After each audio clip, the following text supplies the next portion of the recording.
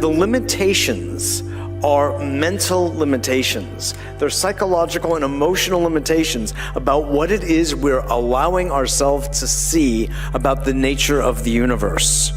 Moray and I had a very nice little chat about this, that it is a game in many ways of perception.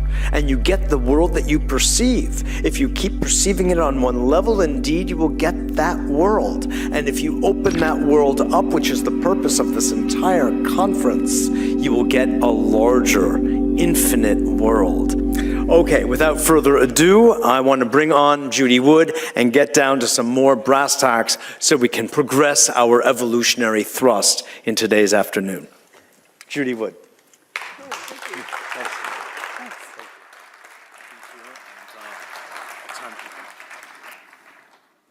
Hello. Well, what makes a scientist? The lab coat? Many folks have said that, well, she's not a scientist, she's not an engineer. Well, what makes an engineer? I have degrees that show it. I have a lot of experience that show that. But a lot of folks need an icon. They need somebody to look the position in order to take it seriously. So I'll go ahead and take these off, or maybe take me more seriously if I wore the coat. There you go. Most people don't realize that this lab coat originally came from, does anyone know? Madison Avenue. They decided that doctors will look more official and authoritative if they wore a white lab coat. Thanks. Well, one thing that does make a scientist is a bag of evidence. This is evidence, and that's what we're going to talk about today. So, where did the towers go? We assume where they went.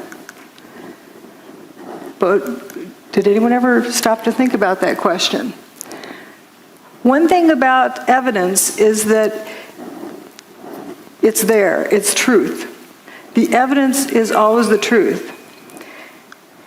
Assumptions are where you get off track. So let's start. Once upon a time, there were two buildings, two towers, and then they went away. Well, third tower and a fourth tower. This is all that was left. This is just that yellow corner of that building, and all that was left. To remind you what was there beforehand, and here's just that little corner is all that was left.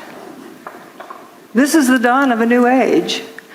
There exists some technology that can make a building of that size go away. It has the ability to direct energy in such a way to disrupt the molecular bonds. It's also, energy is direct as opposed to being kinetic energy. Kinetic energy like a wrecking ball or a missile or something solid. We're going to go through the data and see that you can eliminate about every kind of kinetic energy weapon. And we know this technology exists. The whole world saw it, even though they were told they saw something else. They saw what happened. And this indeed is a technology that can be used for free energy. It doesn't need to be used for evil purposes. Oops. Again, that's all that was left, just a story or two of that. And would you believe it, that 14 people survived in there? So what we're going to learn is that the towers didn't burn up, nor did they slam to the ground, but turned into dust in midair. That's not a collapse, that's dust squirting up. Why did so few people see that? Because they were told to see a collapse, maybe? There's three main things that keep people from seeing what's going on. Problem-solving skills, groupthink, peer pressure, and that they're terrified by the implications. We're going to just focus on the problem-solving aspect. If I tell you the answer is 27, am I right?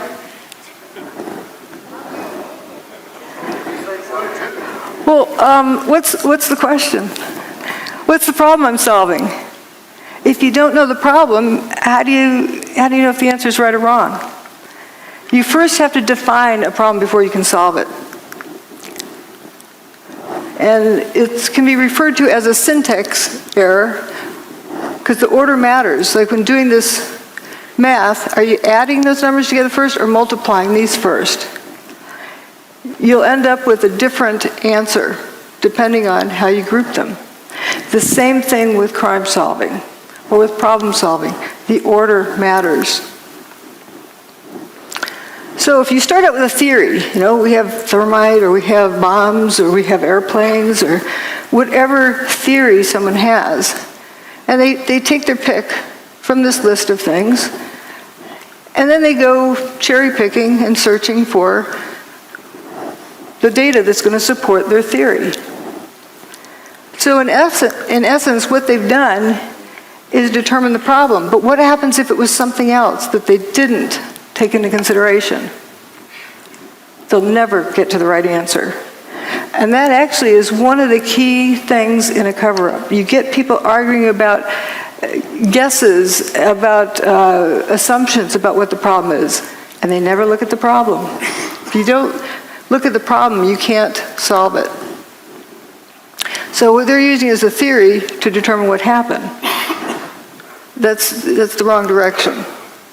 We have to start out with what happened. You collect data, and the data always tells you what happened.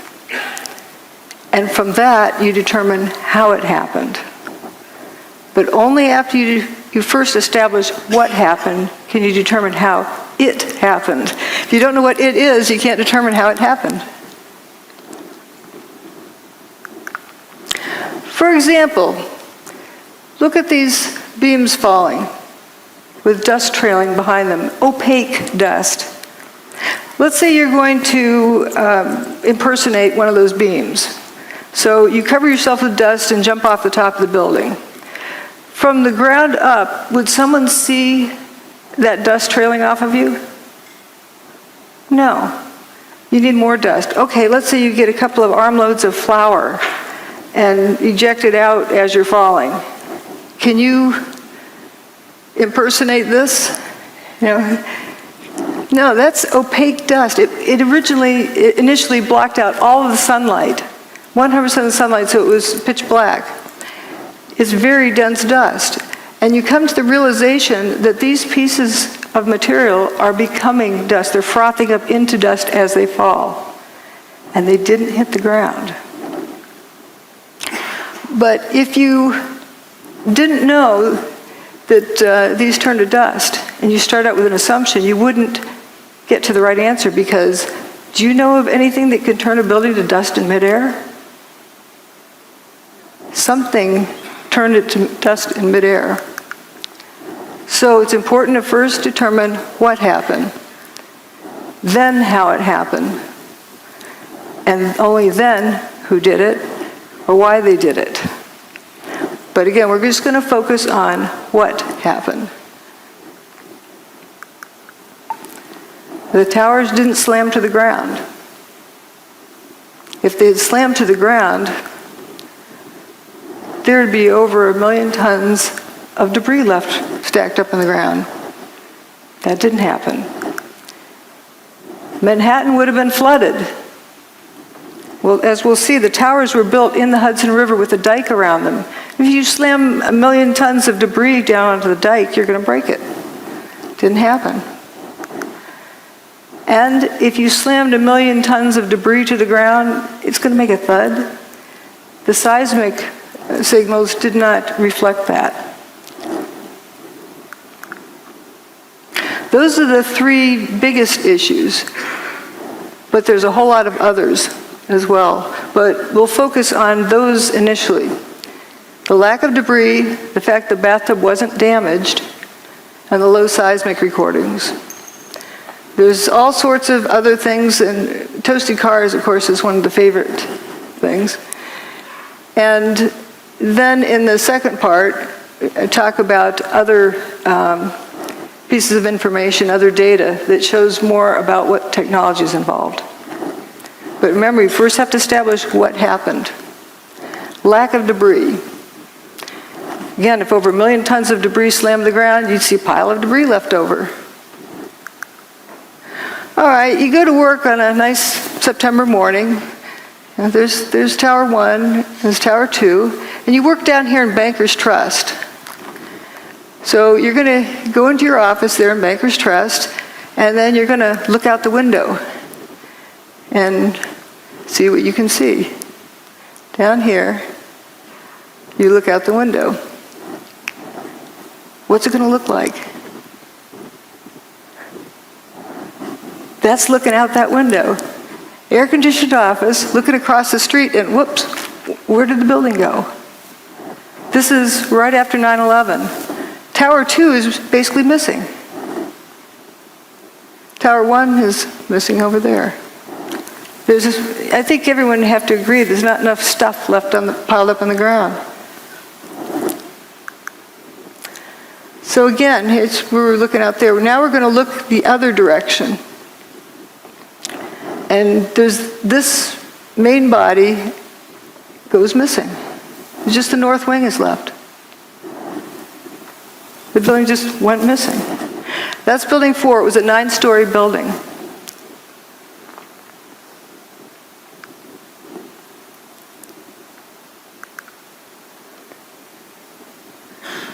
So this is what was there beforehand, and it just basically all went away. And a satellite image shows, all sorts of holes that were in those buildings. The middle part of building 6 is gone. It looks like a post hole digger cored it out. You have holes over here on Liberty Street. Even some holes in Vesey Street. And notice again that north wing is remaining, but the main body's gone. And this is Bankers Trust, where you're looking out the window, seeing a non-building across the street. Few people talk about this building. It's a 22-story skyscraper. Well, it would be the tallest building in most small towns. It went away except for that last little corner. And building 7 over here as well. Every building with the WTC prefix was destroyed that day. So we're going to look at this direction. Now, a lot of people talk about hearing the BBC announce early that Building 7 went away. Well, CNN did the same thing for 1 Liberty Plaza, but it's still there. They just get excited and want to be the first to report. And we're going to go down and look on the ground and see what it looks like down in here. Looking at the front door of Tower 1.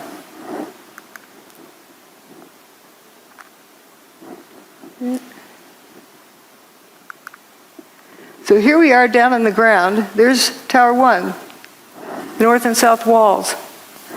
Ambulance that was parked in front of the front door of Tower 1. It doesn't look clobbered by anything.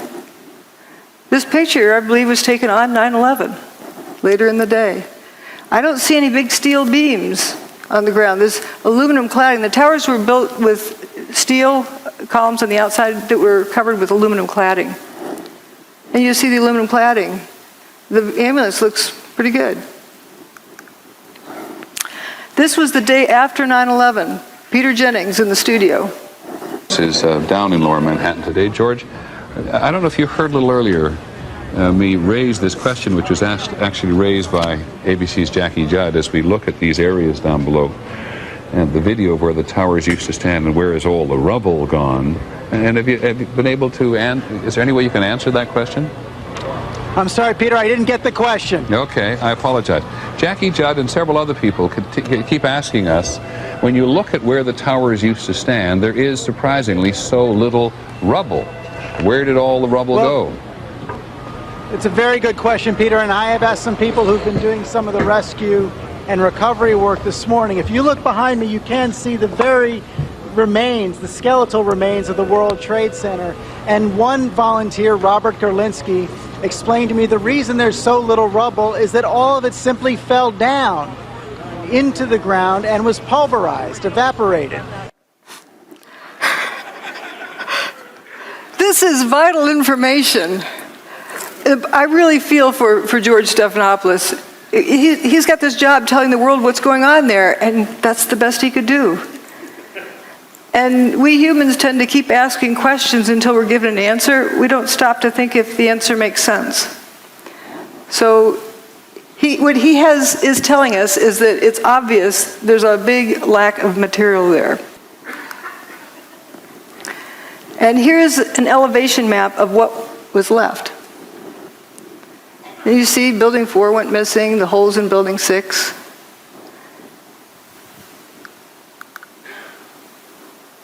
Here's a firefighter in stairwell B. I heard this very, very loud noise above me. It was just a tremendous roar. Right down here, while that picture was taken. It was above, and it sounded like it was coming towards you, and then the wind, a very, very fierce wind, and my helmet started lifting me up off the ground, and so that's when I crouched down. The next thing I just crouched down. I got to the corner of the staircase by the railing, and I just got as small as I could possibly get. Because I'm not a big guy to begin with, so fortunately I'm not. So I got in and I literally, I guess the best way to describe it, I tried to crawl into my fire helmet. That's what I wanted to do, just to protect myself. And I wasn't sure what was going on. I thought the building might be coming down, and I figured, okay, this could be it, and I was a little angry. I said, so like, damn it, like, why me? Why, I'm beautiful. I'm going to die in the World Trade Center on a beautiful summer morning. It's like a little denial and disbelief sets in, and so then I started getting hit with stuff. It was just debris was hitting me, and it went dark, and then the next thing was just total silence, nothing, no wind. No noise, no light, nothing. And then I started hearing noises. I started hearing like moaning, and guys were starting to communicate, yell out. These were the guys that I was trapped with. They're calling out, who's there? You guys all right? Blah, blah, blah, and this kind of thing. And I realized there was other people. I wasn't alone, Because when you're alone in a situation like that, it's like existential isolation. It's like, and then when you find out you're with other people, it makes you feel a lot better. Even though you're in a very bad situation, at least there's other people. But then the strangest thing happened. This beam of sunlight came right in on us, like about 8 inches long, but it was clearly sunlight. It was all dirty, full of debris, and it looked like pepper was floating around in it, sort of. But it was sunlight, and I'm like amazed now. It's a 110-story building above us, and I'm looking up at the sun.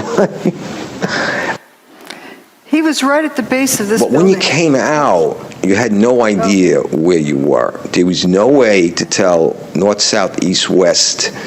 It was just the whole atmosphere was full of debris and papers and smoke, and there was no landmarks. There was no way to make a reference point. You couldn't see the sun anymore. The sun had gone away because the sunlight that had come in now was gone, and so there was no way to tell which way you were going.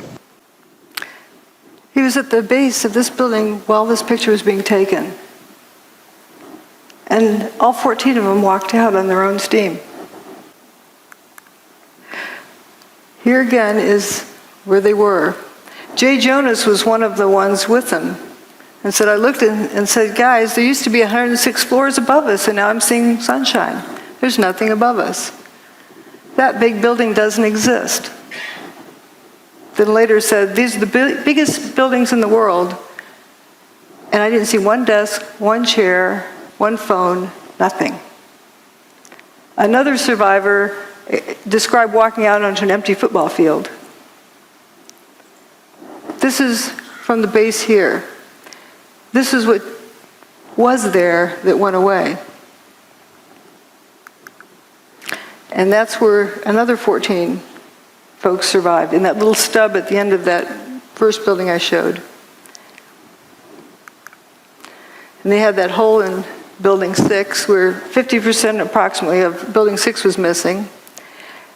And the main body of Building 4 went missing. Every time a floor hit another floor, it would not only make a noise, but it would cause tremendous vibration. So we're being bounced up and down off the floor, hearing this collapse coming closer and closer. Mickey Cross was caught on the second floor. My helmet started flying off my head. I had forgotten to snap my helmet. So I grabbed my helmet. I guess instinctually I just pulled myself down the corner. The collapse of the North Tower created a massive rush of air. I was blown down 6 stories down to the first floor, and all I can remember while I was being blown down was, oh my God, oh my God, oh my God. There wasn't any time to think about anything. The 110-story tower disintegrated in just 10 seconds. It was that fast, yet for me it was kind of slow motion too at the same time. And I remember thinking to myself, I said, oh shit, this is it, we didn't make it.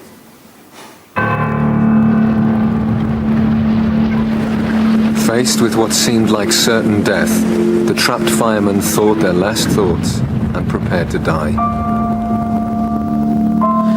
In those 10 seconds, I was like, well, I'm 33. What have I done with my life? Worked almost all the time. My wife is gonna, be a widow now. And I pretty much saw myself. Pretty much saw my funeral. I saw everybody at the wake at my funeral, and my parents and family there. You think about everything I guess that you haven't done in your life, and you realize that, is this it? Are you gonna make it out of here? And I was just too young, and I have too much more to do with my life than for this to be it. I thought I was going to be dead in a few seconds, and I remember feeling, I hope this is fast, because I had a fear of being trapped, like say with a broken back or severely injured, and still being conscious and alive. It was strange, but I was at peace when the collapse actually started. I said, all right, whatever's going to happen now is going to happen, and I hope it doesn't hurt too much, but the fear was gone.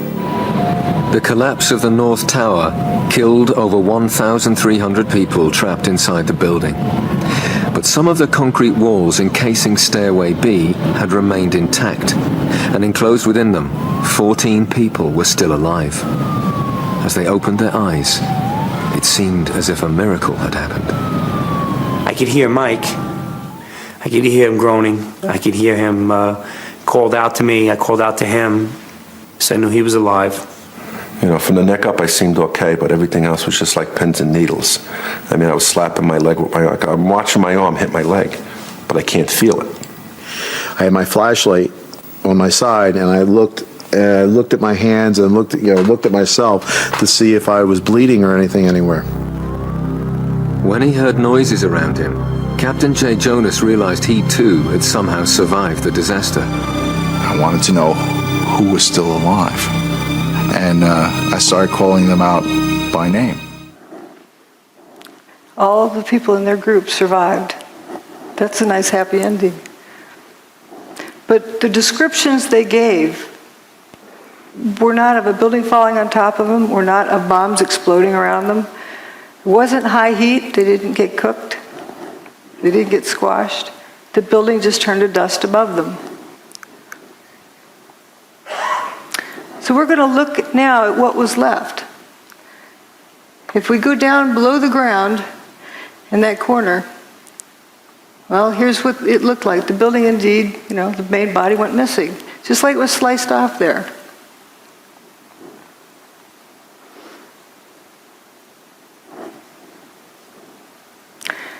So the mall is in the first story below ground, and there's some firefighters that were walking along there. We're going to go down one story and look at them.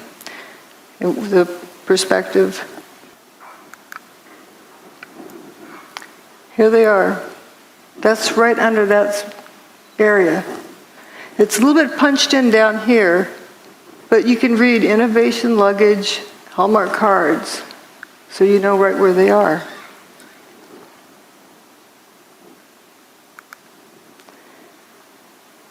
And now we're going to go a couple of stories below that to the loading docks.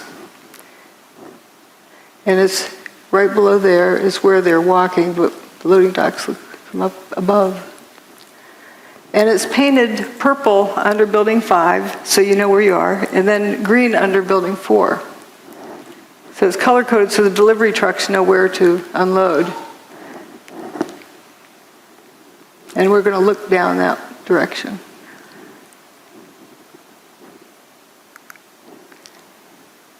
Just after 9/11. Listen to the echo in this audio clip. Going down to the parking garage. We're in quite deep. These are the first pictures of search crews underneath the World Trade Center, desperately looking for survivors. Someone down here? That's not a collapsed parking garage. That's not even a full parking garage.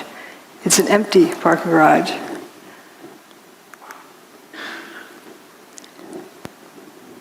And we had this left. You can see remains of Tower 1. Stairwell B where those guys survived, and it's all at ground level. There was a lot of dirt brought in.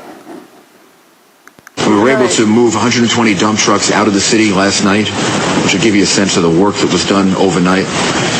So some of the debris has already been removed. More of it is being removed, and it'll be done by barge all throughout the day today. Did you think it was going to get cleaned up in one day? Again, here's the ambulance picture and all that was left. Where's the debris of 1 million tons of building? One of the other survivors said this. You know, we kept telling them we're in third floor, fourth floor, stairwell B, North Tower. Where are you? North Tower, stairwell B. Where are you? Stairwell B, North. Don't you know where North Tower is? They didn't know where the North Tower was because there's nothing left.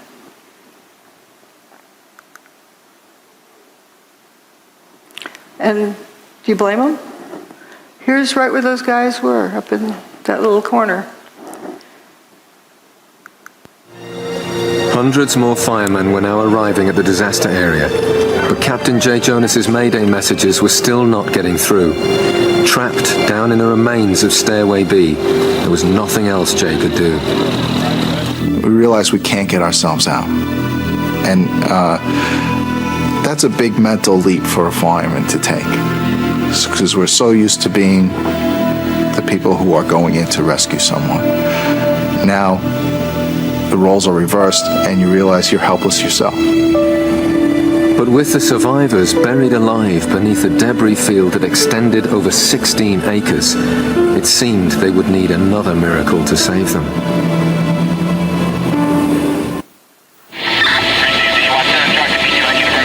It was midday on 9/11, and in the chaos and confusion, Captain Jay Jonas's Mayday messages were still not being received. The fireman had no idea there was a pocket of survivors nearby. Then Jay again tries to make radio contact. Unexpectedly, this time his call is picked up. One of the officers coordinating rescue operations is Chief Nick Visconti. He responds to Jay Jonas's Mayday call. Operation to ladder 6. All units stand by. Operation to ladder 6. I got a radio transmission from Nick Visconti. I heard Operations Post to ladder 6. Operations Post to ladder 6. This is Jay, where are you? Okay, 10-4. North Tower, stairwell B as in boy on the second floor. But the location Jay gave was unbelievable to them. The North Tower no longer existed. They asked for his location again. He asked me that a couple times, and one time he asked me that. Somebody else got on the radio and said, "Where's the North Tower?" I remember somebody saying it, "Where's the North Tower?" on the radio. And I said, "Oh shit." I says, it's not good.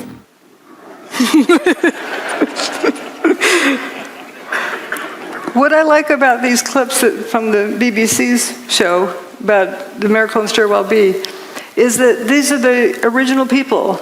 They're telling their story. Indeed, they're real people, and they were trapped in there and walked out. And what they experienced. Can you imagine being at the base of 110-story building and the building goes away and you're left alive. There's also a fellow who remained at the edge of that hole in building 6. His buddies didn't make it. They were a few feet away.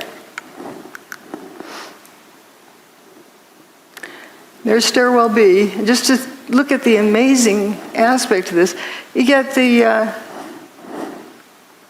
bare sidewalk over here. Building 7, a 47-story building, didn't even fully spill across the street.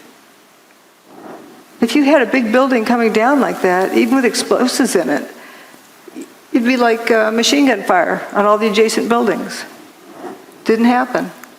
And this dome doesn't look clobbered. It's right across the street.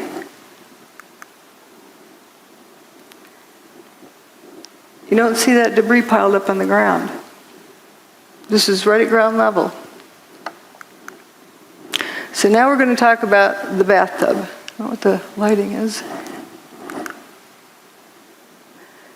If the building crashed to the ground, Manhattan would have been flooded because that dike around the bathtub would have been ruptured.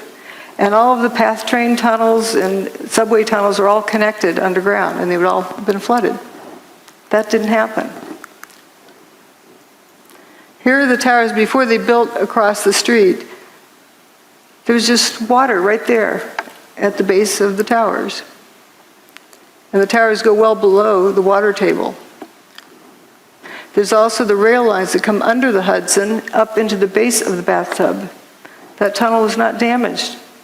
First, they were worried because they had water in the tunnel, but they had fire hoses on it, rainwater going in there. But once they pumped it out, it stayed dry. That's the bathtub wall. It's called or slurry wall or dike, whatever you want to call it. It keeps out the Hudson River. The towers were actually built in the Hudson River 70 feet below the water table. That's 7 times 10. So they're pretty far down there. And if that thing had been ruptured, Lower Manhattan would have been flooded. And here's the Hudson River, and as they're constructing it, you can see way deep down in there is the base, down there in bedrock. The PATH trains from the Jersey side used to come up through here and back out, but they rerouted them to turn around in the new big bathtub. I thought the seismic data you were going to look at was data associated with the collapse of the tower, particularly 2. Yes. Oh, yes. We did look. Obviously, we've looked at all of the seismic signals. The main focus of that was to establish the timing of the various events, and if any, again, using it also to see if there were any events that we could not explain other than it being the collapse of the towers and the World Trade Center 7. The signal strength due to the collapse of the towers were not of any magnitude that was seismically significant from an earthquake design standpoint or from the design or failure of a structural component or of, I would say, a piping system that might be used in a structure. So there wasn't anything that gave us pause in terms of that being a significant seismic event to have ruptured the pipeline.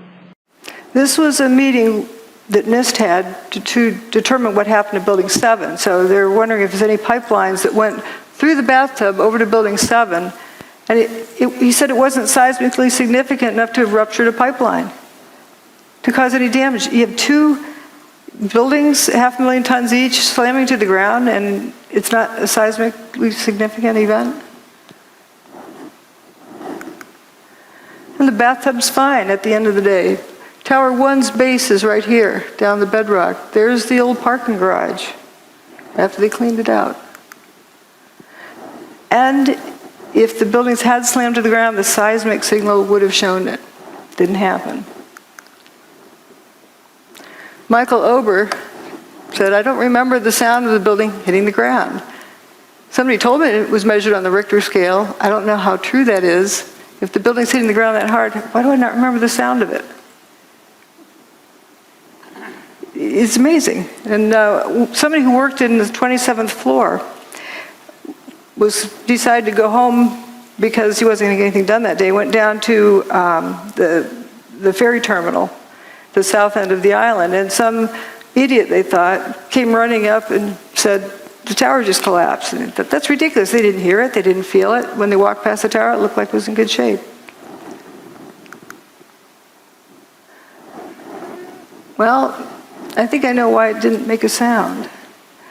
That part of the building doesn't make a thud when it hits. Dust gradually settles, and that's a lot of dust. This is an earthquake that happened earlier that year, in January of 2001, in Manhattan. So we know that the bedrock that the tower sat on can carry a seismic signal. But here's what Tower 1, the signal it made. Notice the difference in the quality. This is very high frequency. The lines are very closely spaced compared to this. Also, it has this, I call it the snout leading up to the big signal. It has that leading portion, which is the primary wave. The P wave arrives first, and then the secondary wave arrives. This is neither a P wave or an S wave. This is only a surface wave. P wave and S wave travels through the earth. In other words, when during the tower's demise, the signal did not travel through the earth. Again, that's the January 17th earthquake. And here's, P wave is like a rubber band snap, and the S wave is like a jump rope. And the rolling surface, like getting up off a mattress in the morning, the mattress springs back up. If you remove two 500,000-ton buildings, you're going to create a surface wave. But it only lasted 8 seconds.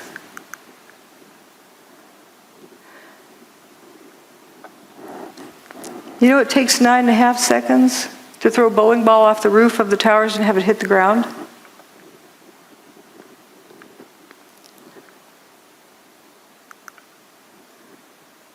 So how can this be? The building couldn't have reached the ground as a solid, rigid object. Here's where Tower 2 had already gone by the time this chart started. Tower 1's demise there, but here we're going to focus on Building 7, down here. There was an earthquake in the Fox Islands up by the Aleutian Islands, and that's what the mess is after that. But where this vertical red line is, there's no seismic event that shows up at this scale. Nothing that stands out from background noise. For a 47-story building's demise, this is the King Dome. So here's a controlled demolition, and it produces a P wave and an S wave. So what length of time does that take? It takes, for a free fall speed from the roof to the ground, is about 4 seconds. But the portion of time that the ground shook was more than twice that. So that doesn't answer the question either of what we saw. And with Building 7, what is very telling is that they calculated when the P wave and the S wave should have arrived because they could not pick it out from background noise. They couldn't even pick out where the surface wave arrived at one of these stations. So there's 5 different stations reporting, and they had to calculate when the S wave and P wave would have arrived, and it was not there. The signal did not travel through the earth. So if we have Seattle King Dome, we're going to look at things relative to that. That made a 2.3 on the Richter scale when it was blown up by controlled demolition. And we have these 2 towers. Let's say for Tower 2 was the first to go. So if we turn it to dust, all but the bottom 16 stories, and then drop a 16-story building to the ground, we record approximately the same seismic signal as what was recorded on 9/11. just pretend this rest doesn't exist. And for Tower 2, if you turn it into dust above the 20th story and just drop a 20-story building to the ground, you get the seismic signal that was recorded. And for Building 7, it's all but the bottom 2.5 stories. Where's the rest of the building? Makes it 0.6 on the Richter scale. That's like a jackhammer. It should have sounded like it was raining dump trucks. You know, big dump trucks go down the road, they wake you up at night because they vibrate the ground. So we've talked about these 3 things. Now we're going to talk about dustification and lather. You'll notice I use a unique language. If you don't know what the phenomenon is, and you use the name of a known phenomenon, that's wrong. You're misleading the direction the information is going in. You're calling something like fire when it's not fire. That's why I use the word fumes, because if you use smoke, you're assuming the cause to be fire. If you don't know what the phenomenon is, better not use a name of a known phenomenon. Well, what happened to these buildings? That's a phenomenon we've never seen before. It needs a new name. I call it dustification. The buildings turn to dust. It's not a difficult word to remember either. And often I use names of food, you know, like Cheetos or something like that.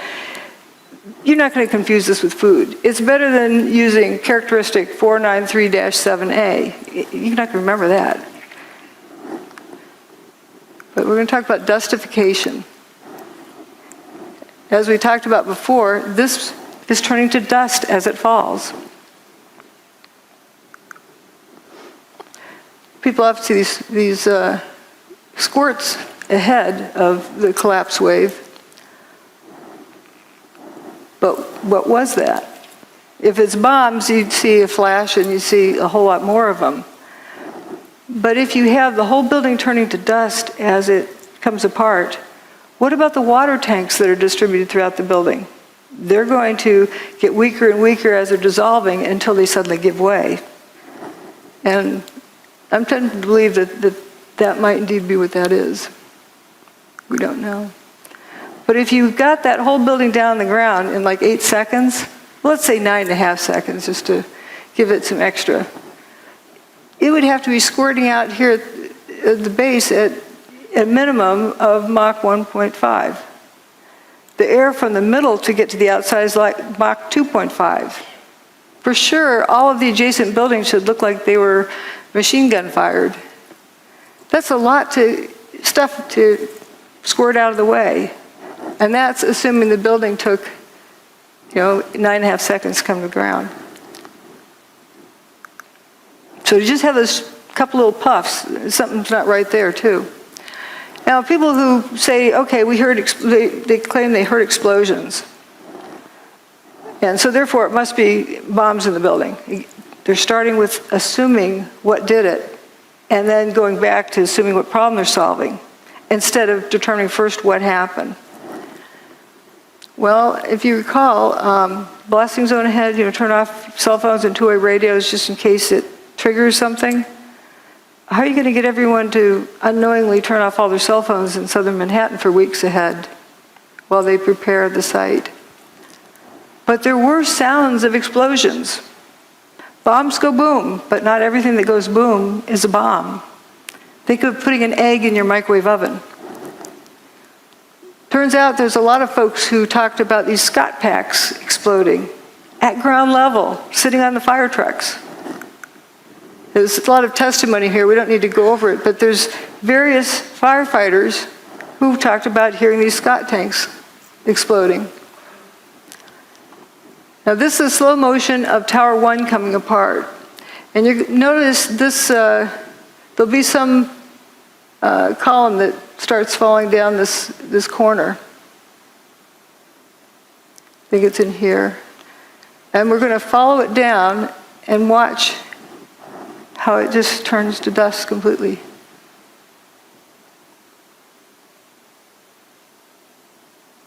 And as well as these other things. Here it is.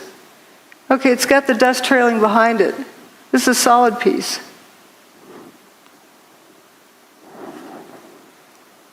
It's like ice cream melting. It's going away.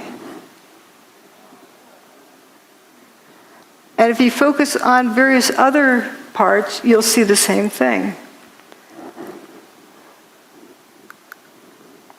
There's no sound with this. This is a high-speed version of it. You can see that piece again. And these big chunks over here. So you see it's turning to dust as it comes down.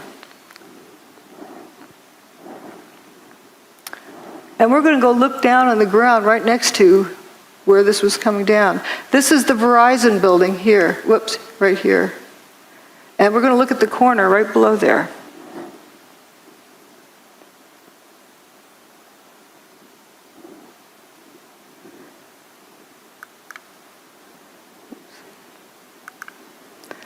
That's the Verizon building right there. This is that intersection where that material was falling. Right after everything settled, these people who were hiding come out of their hiding places. And they're probably in awe. There's, no building here. You can see sky. Looking at the body language, the guy with his hands on his hips, arms folded, arms at side, they're probably in total amazement and shock and just bewildered. I call this picture the Twilight Zone because they probably felt like they just walked into the Twilight Zone. A bunch of cars went into spontaneous combustion, apparent spontaneous combustion up here with a sea of unburned paper in between. And here's that toasted car lot. But we're going to look at various directions of watching this dustification. There's a cluster of core columns that remains here. Watch what happens to them.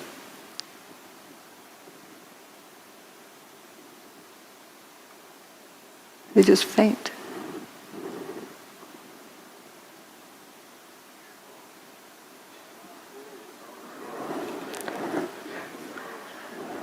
I believe that's the upper part of where those firefighters survived in Stairwell B. Those are core columns. This is another one. See how it peels away like a banana? And you see this clear air around it. Some folks like to say dust settled on it. Well, dust can't settle on something like that fast without seeing it.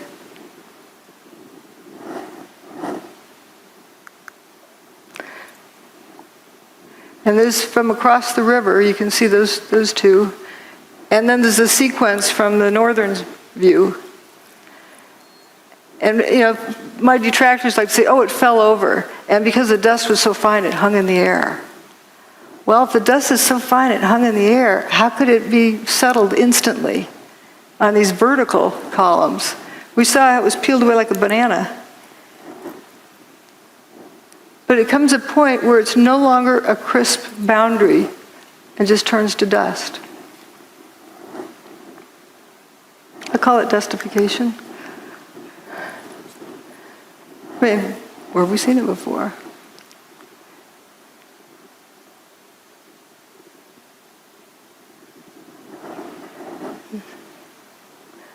Here goes one more round.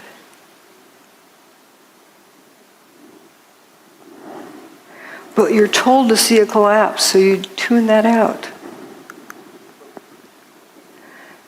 You can see all of this just frothing up into dust.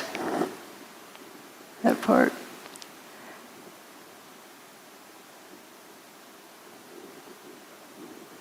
And it's also blowing downward. Very clean edges. So it isn't like dust was settling on it.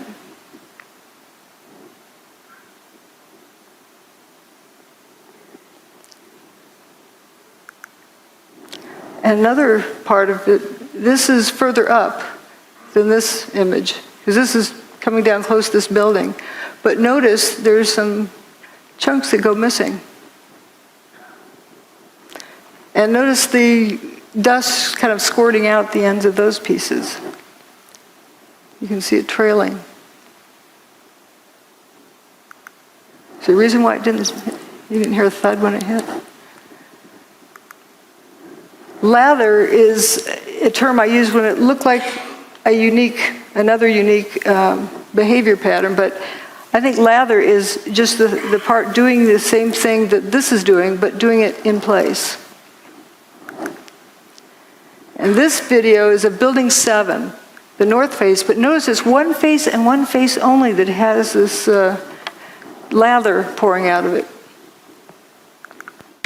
No. Go low to the corner.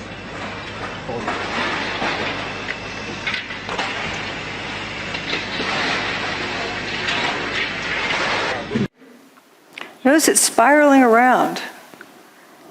And if it was smoke from a fire and it really needed to get out, why isn't it coming out these windows? If there's a traffic jam, why does it take the path of least resistance? The wind that day was 7 or 8 miles an hour. No. Go low to the corner.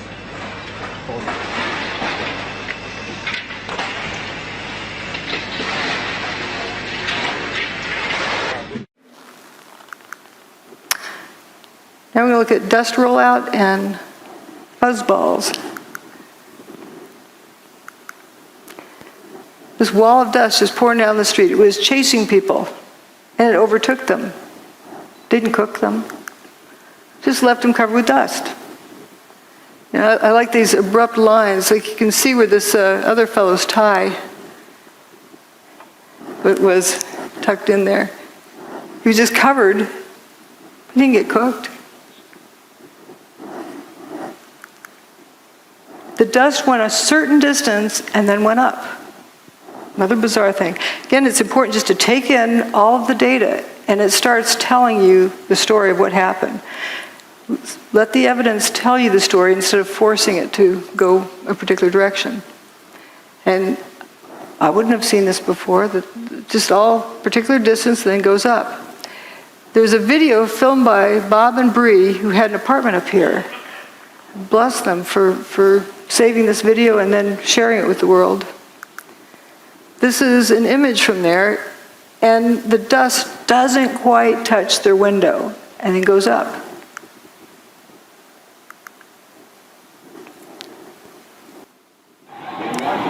Oh my God! Oh my God! Oh my God! Oh my God! Oh my God! I told you! Oh my God! All these people! Oh my God! Oh my God! Oh my God! Oh, it's awful. Oh baby, hold Lily. Oh my God! Come on, let's go to the other room. Let's see how it's starting to. Is this dangerous? I think it's just smoke. There's no danger of other buildings. Is the air conditioner turned off in the room? Good thinking. And the windows closed in the bedroom? Near the area are an absolute crazy situation. The entire top of the building just collapsed. The entire building just collapsed. Building just collapsed. We're going to leave because... See how it just starts shooting up? It doesn't touch the window. This is a devastating development. It doesn't go past here. We do not know at this point the extent of injuries or casualties, how many people were in these buildings trying to get out. We've seen some gut wrenching. Oh, people are running away. They're running away. Hanging out of windows. What are they going to do? Green You guys grass. gotta run away. You see the obvious. That grass stayed green the whole time. All right, let's go to ABC News right now. I think it's going to be blown away from us. No, it's the wind is being blown away. Horrific, incredible, not to be believed. It just came that particular distance, but it went up. Over just a few minutes ago, within the last minute actually, the second Twin Tower collapsed. Just to recap, if you were just joining us, around 8:42 Eastern Time this morning here in New York City, a plane crashed into the one Twin Tower of the World Trade Center. Isn't it amazing? It goes up. Now, controlled demolition, the dust doesn't really go above the highest point of the building, the original building. But this went up and blocked out all the sunlight for a few minutes. And it went up and continued going up. And continued going up for months and years.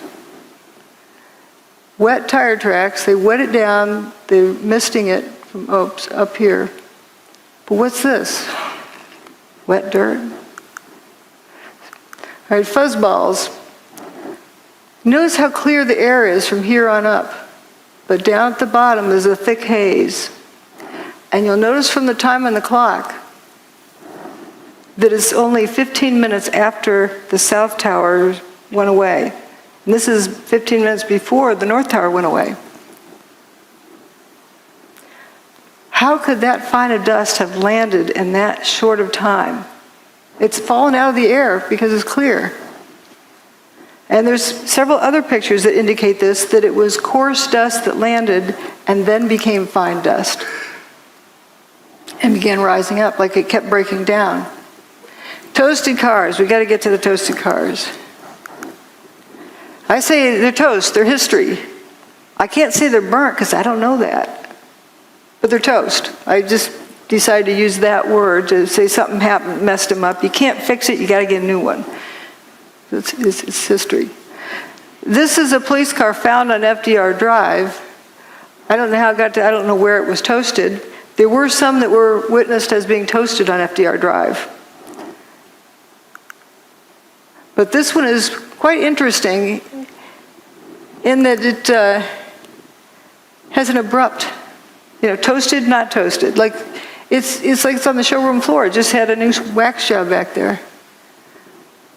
What abruptly stops? A real fire, a regular fire, doesn't do that. It would be lapping around the corner. Also, why aren't the lights melted? And you have the circular spot on the other side. Gas tank is still, fine. This is where all the toasted cars we're seeing that I'm aware of, as well as the toasted car lot. And the ones we were looking at were down here.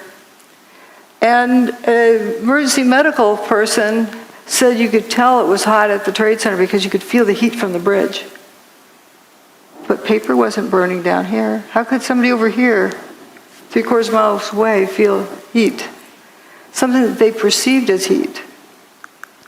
You said you saw melted tour buses, melted cars? The cars that were right down there, it was just unbelievable. They were twisted and melted into nothing.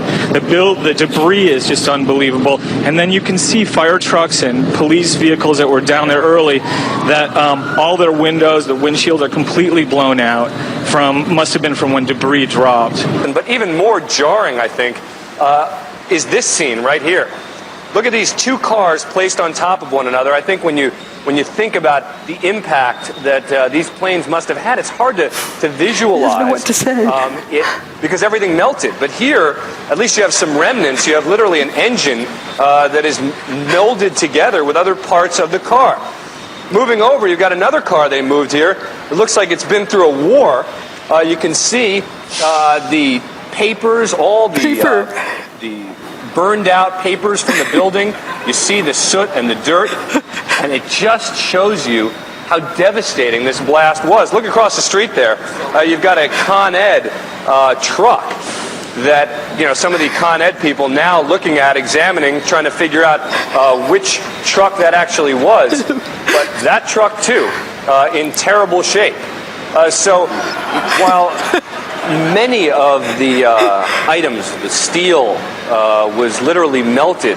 People who have been right down next to the base of what was the trade towers say there's virtually nothing. Yes, we'll stop here on this toasted bus picture. And realize there's no burnt marks, no scorch marks. The toasted bus. But yeah, these poor reporters, they're doing the best they can. Remember, the evidence is the truth that a theory must mimic if a theory is correct. Starting out with a theory, if you haven't figured out what happened first, you're just solving an imagined problem, not a real problem. So it's so important to look at the evidence. As we've seen, the evidence is showing us a different story than what we were led to believe. Now this toasted bus, notice there's no big flame marks running up the side of the bus. No scorch marks. Is this echoing? Oh. And then we have also this vehicle that's already rusted. You can see Building 7 is still standing. Every car up this road was toasted in some way, every vehicle.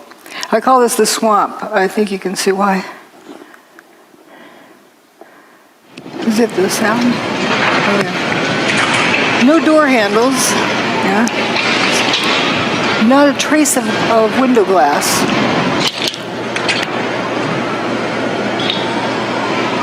Just gone. Go, let's go. Go. 3, 2. Oh, man. More debris falling from a nearby building, the World Trade Center. We're at West Broadway and Barclay. Very difficult to breathe here, but look around. This must have been ground zero where this thing blew up. Car after car after car. Buses completely obliterated and burned straight down to the steel. Behind me. He was describing it the best he could. Here's more of that street. And notice no door handles. Now that in itself isn't surprising, but we're just noticing the patterns. It seems that door latches, trunk lid latch, this door, door latches and door handles were completely gone. Also, this looks like it was sandblasted, ready for a new paint job. Not a trace of window glass left in that. And that's what seems to be a trend with the toasted vehicles. Something happens to the engine compartment too, like this one down here. And notice again this distinct, abrupt line between different parts of the car. Now, often folks say, well, that's just like any old burnt car. Here are burnt cars up at the top. Notice these rings of burn marks around it. And burnt cars also have remains of window glass. This is clean down here. And here we have traces of window glass left. And of course, there's a lot left there. But the ones on 9/11, there's not a trace. The ones that are seriously toasted.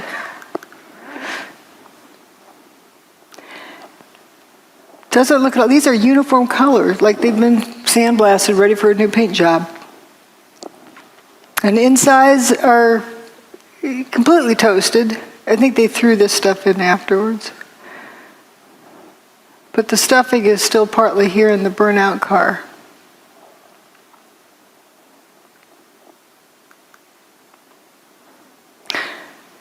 So there's a bunch of cars that appear to go into spontaneous combustion up in that parking lot. And we have various views of that. And my detractors often say, well, the cars were towed. They were burned elsewhere and were just towed through junkers. But we have photos of them before, during, and after.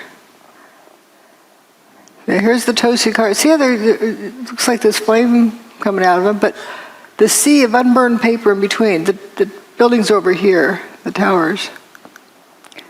And here again is the tower still standing.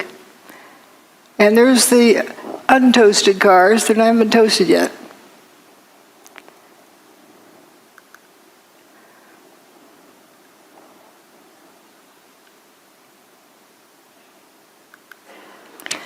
And there they are. They haven't been toasted yet. They're still in good shape. I actually thought this car was white, but I was surprised to find it was black. And here, it's still in good shape. People are evacuating. Here it is after it's been toasted. You can't tell it was a black car. Just all in a line, they just went poof. Weird fires. I can't call them a fire because there's weird things with them, like paper not burning. This is where I call the swamp. Toasted cars all along through there.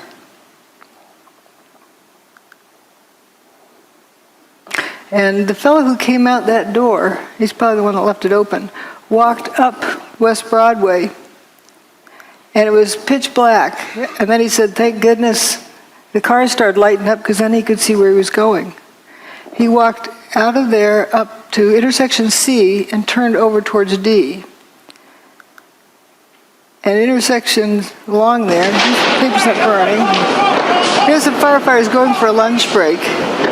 They come doo-doo-doo, you know. They don't seem at all concerned that they're walking through this fire.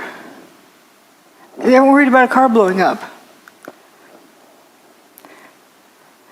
Now, this is an interesting picture. Often we were shown this by certain individuals who would say, see, molten metal. But wait a minute, what's really going on here? This is an igloo cooler and a trash can that aren't melted.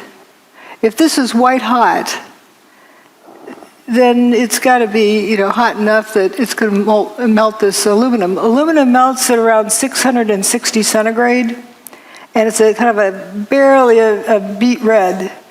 You have to be like 1,000 degrees centigrade in order for it to glow. So when aluminum's glowing and it's not a puddle, something else is going on.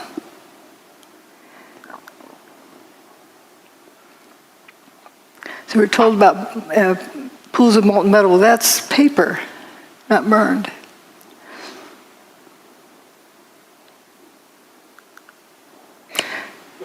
Aluminum is blood red when it melts. Whoops. I don't know what that is.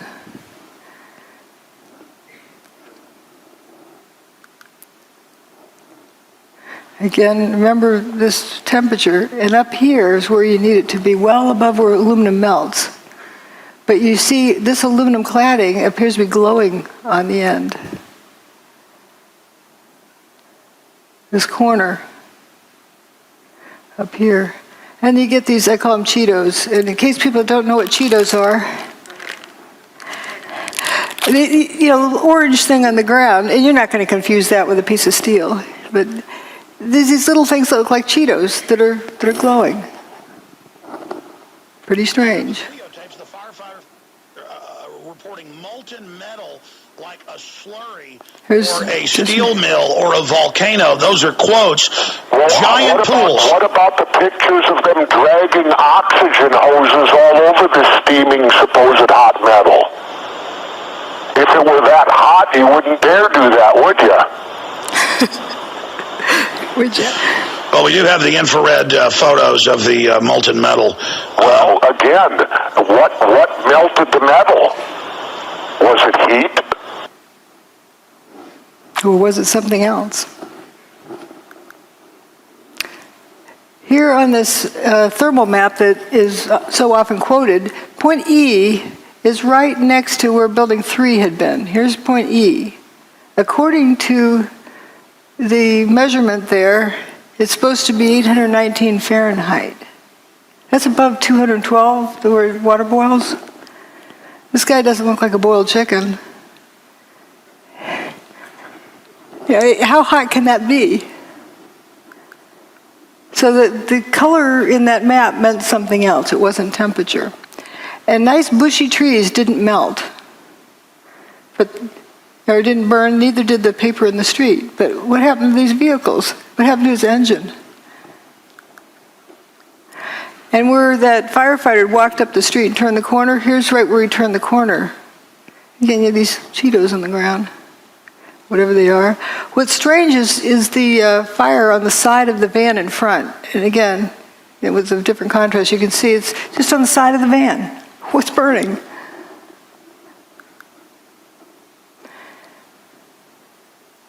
This shows the apparent spontaneous combustion. This is during the cleanup. You see that thing that flashed over there?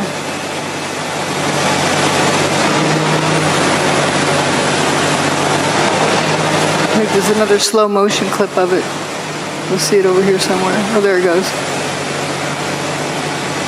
Just apparent spontaneous combustion.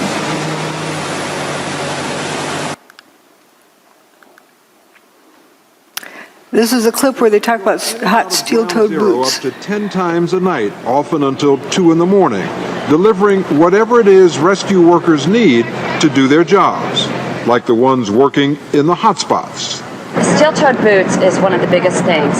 Steel-toed boots? Steel-toed boots. Out still on the rubble, it's still, I believe, 1,100 degrees. The guys' boots. just melt within a few hours, and they're burning their feet. That story was repeated again and again and again. People assumed it was proof that it was hot. When my steel oven melts, the turkey inside is more than well done. So how can you have steel-toed boots melting and there's no reports of burned feet?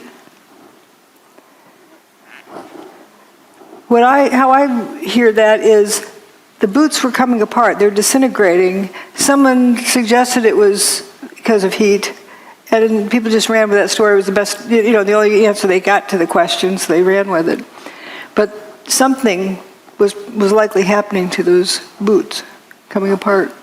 But you can't walk around on a barbecue grill without burning, if it's that temperature. Mayor Giuliani. There were fires of 2,000 degrees Fahrenheit below the ground. I could be standing here and you could be standing there, and I could be describing to you, Governor, the site, and then a fire would break out in between us. And it was just by luck or the design of God that we weren't killed. He was standing on 2,000 degree temperature pile? He doesn't mean to be sounding like an idiot. He was describing something that he experienced, and that was the best explanation he could give. Apparent spontaneous combustion. So here we are, down to the rolled up carpets. We'll see why I call it that. At the end of the day, you have these straight soldiers here. If you have buckling from overload, doesn't it bend over? Doesn't it bend around the horizontal axis? Why is everything straight?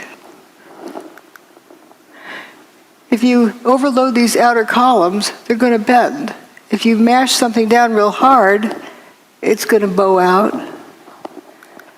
Yet what we have, instead of having it bend over, is curling around the vertical axis. Here's a cluster of 3 columns. And this lasagna noodle, see, you can't confuse that with a piece of food, but it emphasizes the fact that this isn't loading that does this. Something else happened to this. This is straight, it curled around the vertical axis, not the horizontal axis. How do you get something to bend more than 180 degrees and not even crack? It's a smooth bend, and it splits at the seams. This is a very interesting one. I'd like to have somebody, an engineer who claims that that's normal, draw me a free body diagram and show me the loading to put on that beam to make it do that. It's not like a rubber band that recoils. If it's hot and it's flowing, it doesn't have the strength to recoil. So how do you explain this crinkling up, like curling ribbon? Now that's what buckled beams look like. They don't do that. You see through holes there. It just happened that one place. This was found in Banker's Trust. Banker's Trust was determined to have not had any fires in it. So we're going to begin the proof of concept. Okay, here's what we found at the World Trade Center. And here's something that John Hutchison bent. It's molybdenum. It's not cracked in the corners either. Smooth curling. When I first contacted John Hutchison, I sent him this picture and said, does your neighborhood ever get to looking like this? Because you have this toasted vehicle here, and the one in front is parked in the right place, but it's just got the tires in the wrong direction. It's not oriented correctly. And notice all the marble around the doorway is gone.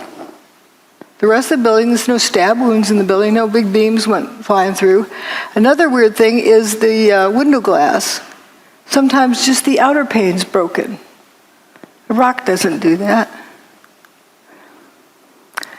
Evidence of levitation. Cell tower came down, I was across the street, and I picked up the camera just out of habit. And something in the back of my mind said, run, run, run. And never in 20 years of shooting in New York have I run from an assignment. But something in the back of my head just said, run. And as I hit the corner of Liberty Street, it was almost being picked up by a tornado, almost being picked up by a wave. It was like being picked up by that black cloud. That black cloud had substance. It was like night, but it had a solid feel to it. It was like gravel, hot gravel, and just picked me up and tossed me about a block. At one second I was running, and the next second I was airborne. And I lost my glasses, I lost my cell phone, I lost my pager, but managed to hold on to both cameras. But it threw you for a block? I was back down at Ground Zero last week and walked the area where I have a pretty good recollection of where I was and where I wound up, and it was just under a city block.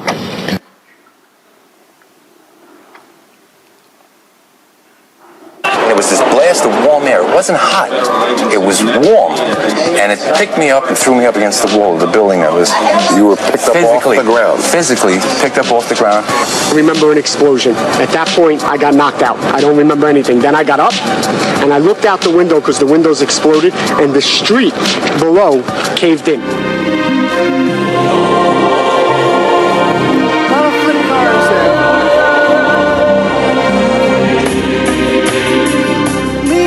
The trees.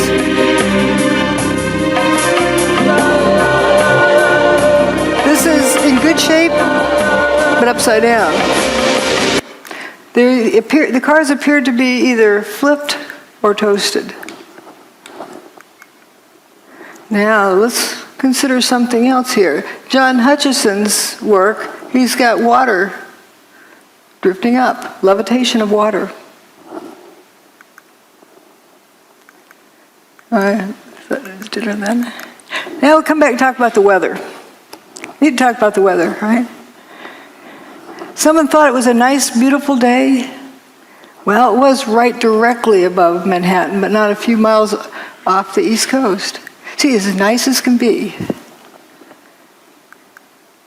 Here's Geraldo Rivera, who's chased out hurricanes for 40 years. Have been so attracted over the years to hurricane coverage, but there's risk involved. There is, the peril of not knowing what's going to happen, that adventure, and it's pitting yourself against an enemy. It's like war, only no one is shooting at you specifically. That's what the allure. But there is an area storm that the juices don't flow, and you look and check it out. Look at that. Remember that? I watched that live. And maybe a star on YouTube. You got to get up close and personal. And this was Hurricane Ike, I think. That was recent. That was wasn't this Rita? You would know. You know what? I think it was Rita. Isn't it? Rita in Galveston, Texas. Yeah, Galveston. And obviously Katrina. Before that changed so many of our histories. It was so traumatic.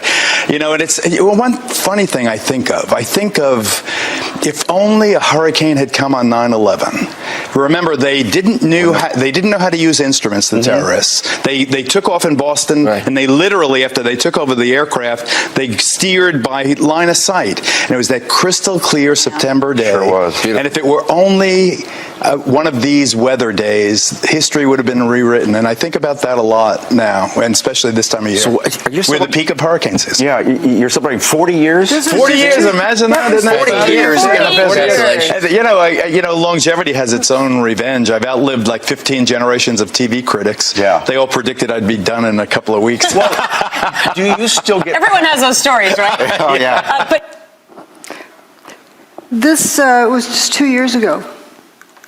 Well, I don't know about that. Here again, you're asking us to deal with a fact I'm not aware of. I never heard about flames or fumes. Fumes coming out of a building. I'll tell you what, let me go to Steve in Florida. Steve in Florida, you're on the air. Go ahead, please, with Dr. Judy Wood. Hi, Joy. Thank you for taking my call. Am I loud and clear? Yeah, you are. Go ahead. Judy, you have misrepresented the facts concerning Hurricane Aaron. I live here in hurricane country, Florida. I track all the hurricanes. Aaron hit Corpus Christi, Texas, 15 August 2007. Your opinion concerning 911 are not consistent with the facts provided on 911 ripple effect, last man out, Richard Gage's blueprint for truth, loose change final cut, zero, an investigation into 911, and many other video documentaries. I don't know what planet you come from. Okay. I guess he's gone. I don't know what happened to Steve.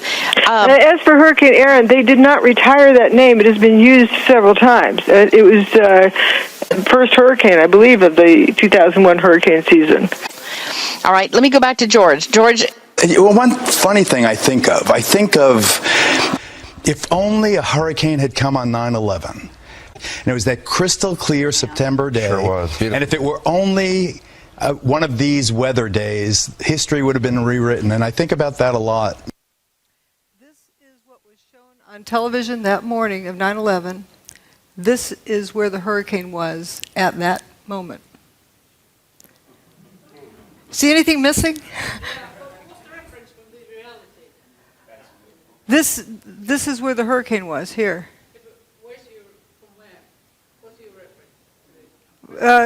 The satellite, the National Hurricane Center satellite images.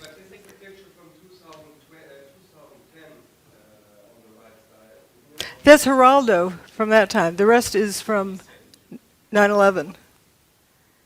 Yeah, Geraldo apparently didn't know there was a hurricane that day. And Joey Moore, a flight attendant on 9/11 who flew out of Boston's Logan Airport just before the fatal flight that left, did not know there was a hurricane either until he saw it on my website. But why didn't they mention it? That's the question. It begs the question, too. Yeah.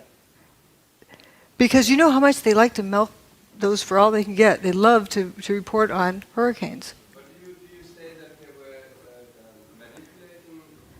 I'm not saying anything. I'm just noticing if people didn't know there was a hurricane coming and you saw it was headed straight for New York, if it hadn't turned around when it did, Manhattan would have been flooded. And how fast can you evacuate that many people from Manhattan? Can you afford that risk unless you absolutely know there's no chance? Unless you know, how would you know? Right.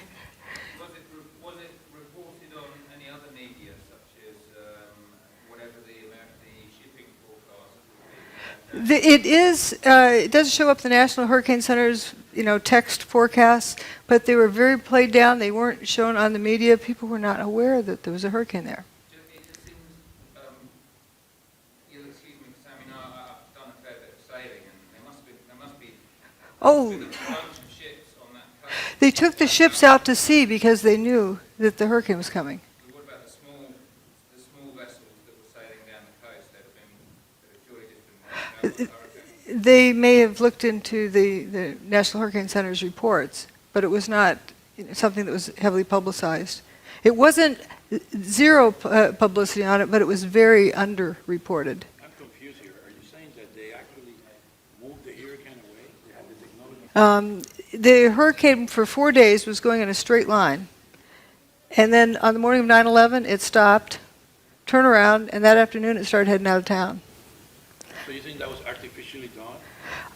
I'm just reporting what the evidence is. I don't want to guess, but I can say that if they didn't know it for 100% sure that it was going to turn around, if there's any question, why weren't people told to evacuate? Just in case. Oh, because the people at the time were told to evacuate because of the hurricane? No. Nobody was told to evacuate because of the hurricane. That's the puzzle, that nobody was really told about the hurricane being there. It just happened to be there and then turned around and left quietly. We were told this is nice, wonderful September day. But it could have been used. Let's see, this isn't doing so well here. Judy, as a suggestion, might I suggest that it would help audiences such as like me, for myself, this is completely surprising information, astonishing information, to have a kind of secondary source of confirmation. National Hurricane Center. All that report, that one-line text or whatever it was. I've got all of the references in my book. And this is that satellite image of the hurricane is from the National Hurricane Center. You can download it yourself.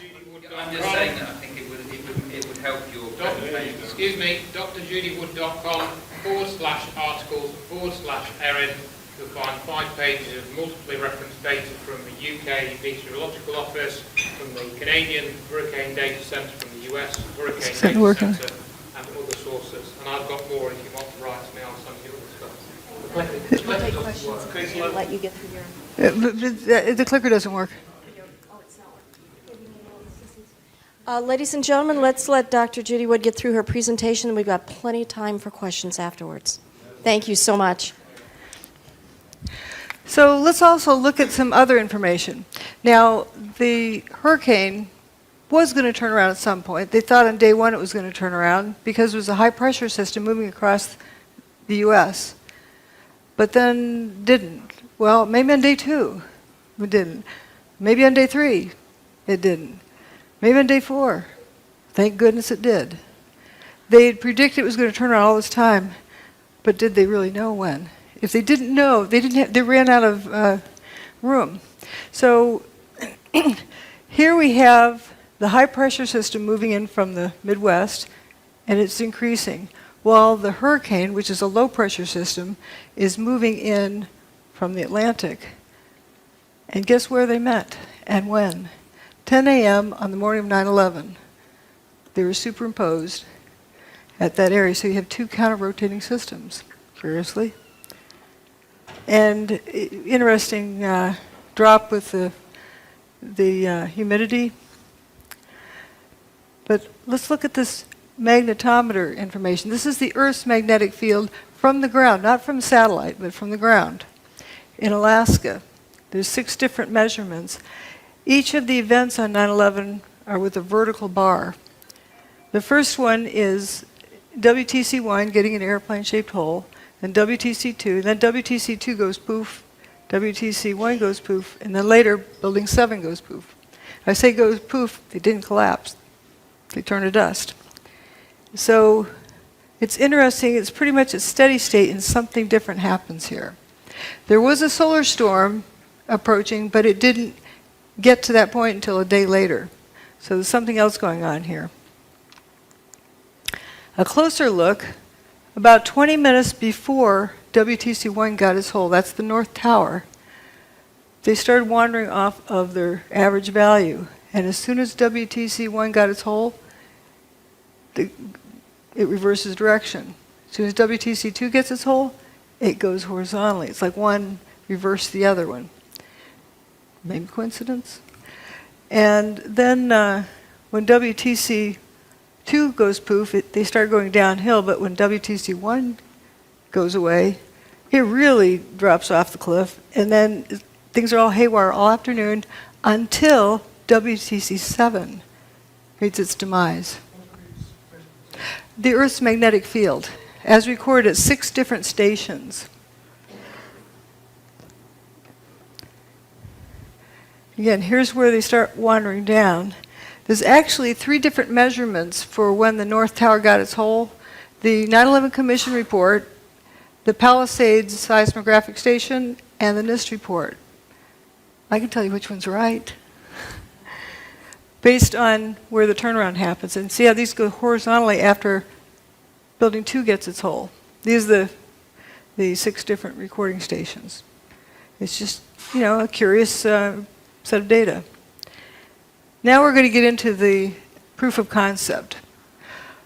I can't say for sure what technology was used, but I can show you something that reproduces all of the same phenomena. Seen this guy, Nikola Tesla. He can generate all of these various pieces of evidence, all these different phenomena. So can John Hutchison.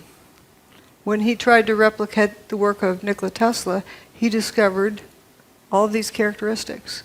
And all of those characteristics were found at the World Trade Center site. Let's notice this metal luminescence without heat. Hot things glow, but not everything that glows is hot. George Pigott got a patent just about 100 years ago, a little over 100 years ago. Levitation. He's got a static field, and he's doing some other things with putting in some kind of energy, And he's got these static balls, I mean, these steel balls levitating. I think they're actually silver. And Thomas Townsend Brown also looked into the same area about using electricity. And then Ed Leedskalnin, who built Coral Castle. Here's John Hutchison standing in front of the Great Pyramid. There's a person down here in the background. You can see they're almost 2 blocks tall. Well, that's about the same height as this doorway of Coral Castle. So they're about the same size blocks. They're 15 tons each. So this guy built his castle by himself. We don't know how this one was built. We can only guess.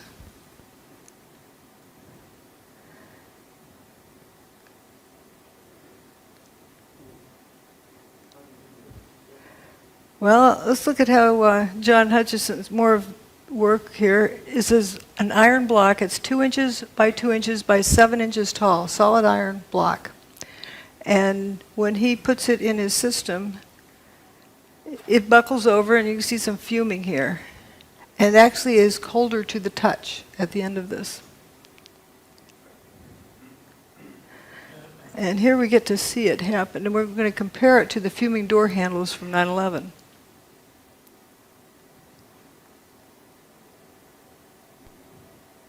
Here's the door handle.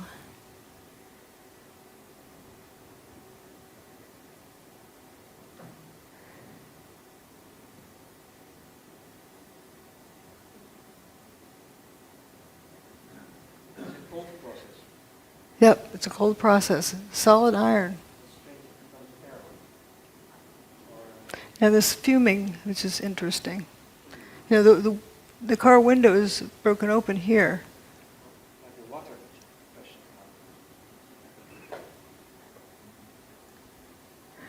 We're going to look at some other things about the weird fires. I can't call them regular fire because I don't know that. The weird fire, just to note that it's not something that you know for sure what it is.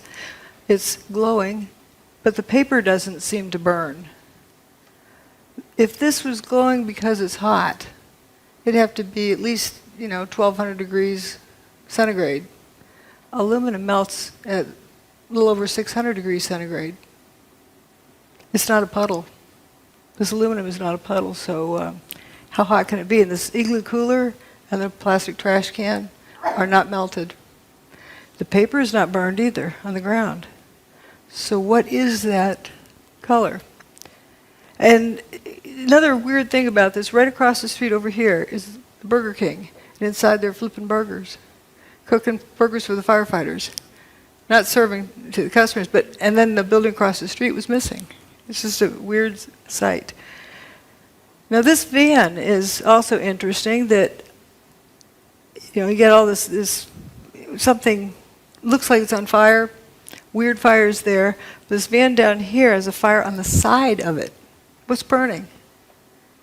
And if you say falling debris that was on fire hit these vehicles, why didn't it hit anything else? And how's it, under the vehicle? It's just very strange. This Park Place is several blocks north. Now here's John's boat experiment.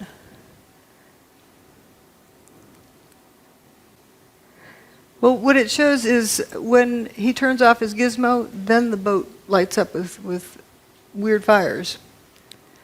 And the cars lit up right after the tower's demise, not during, right after, as though it was right after something got turned off. This is another interesting, at the WTC, how this beam curled up. Actually, that was right across the street. That was in Banker's Trust. These are John Hutchison's samples. Notice there's no creases in the corners. I should have found the picture of holding this one like this. Yeah. Vitamins? But it curls up like that, like at room temperature. And this is a video that hopefully will run. There we go. It wiggles back and forth.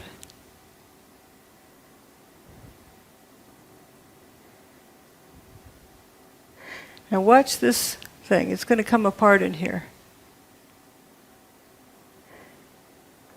It's starting to come apart.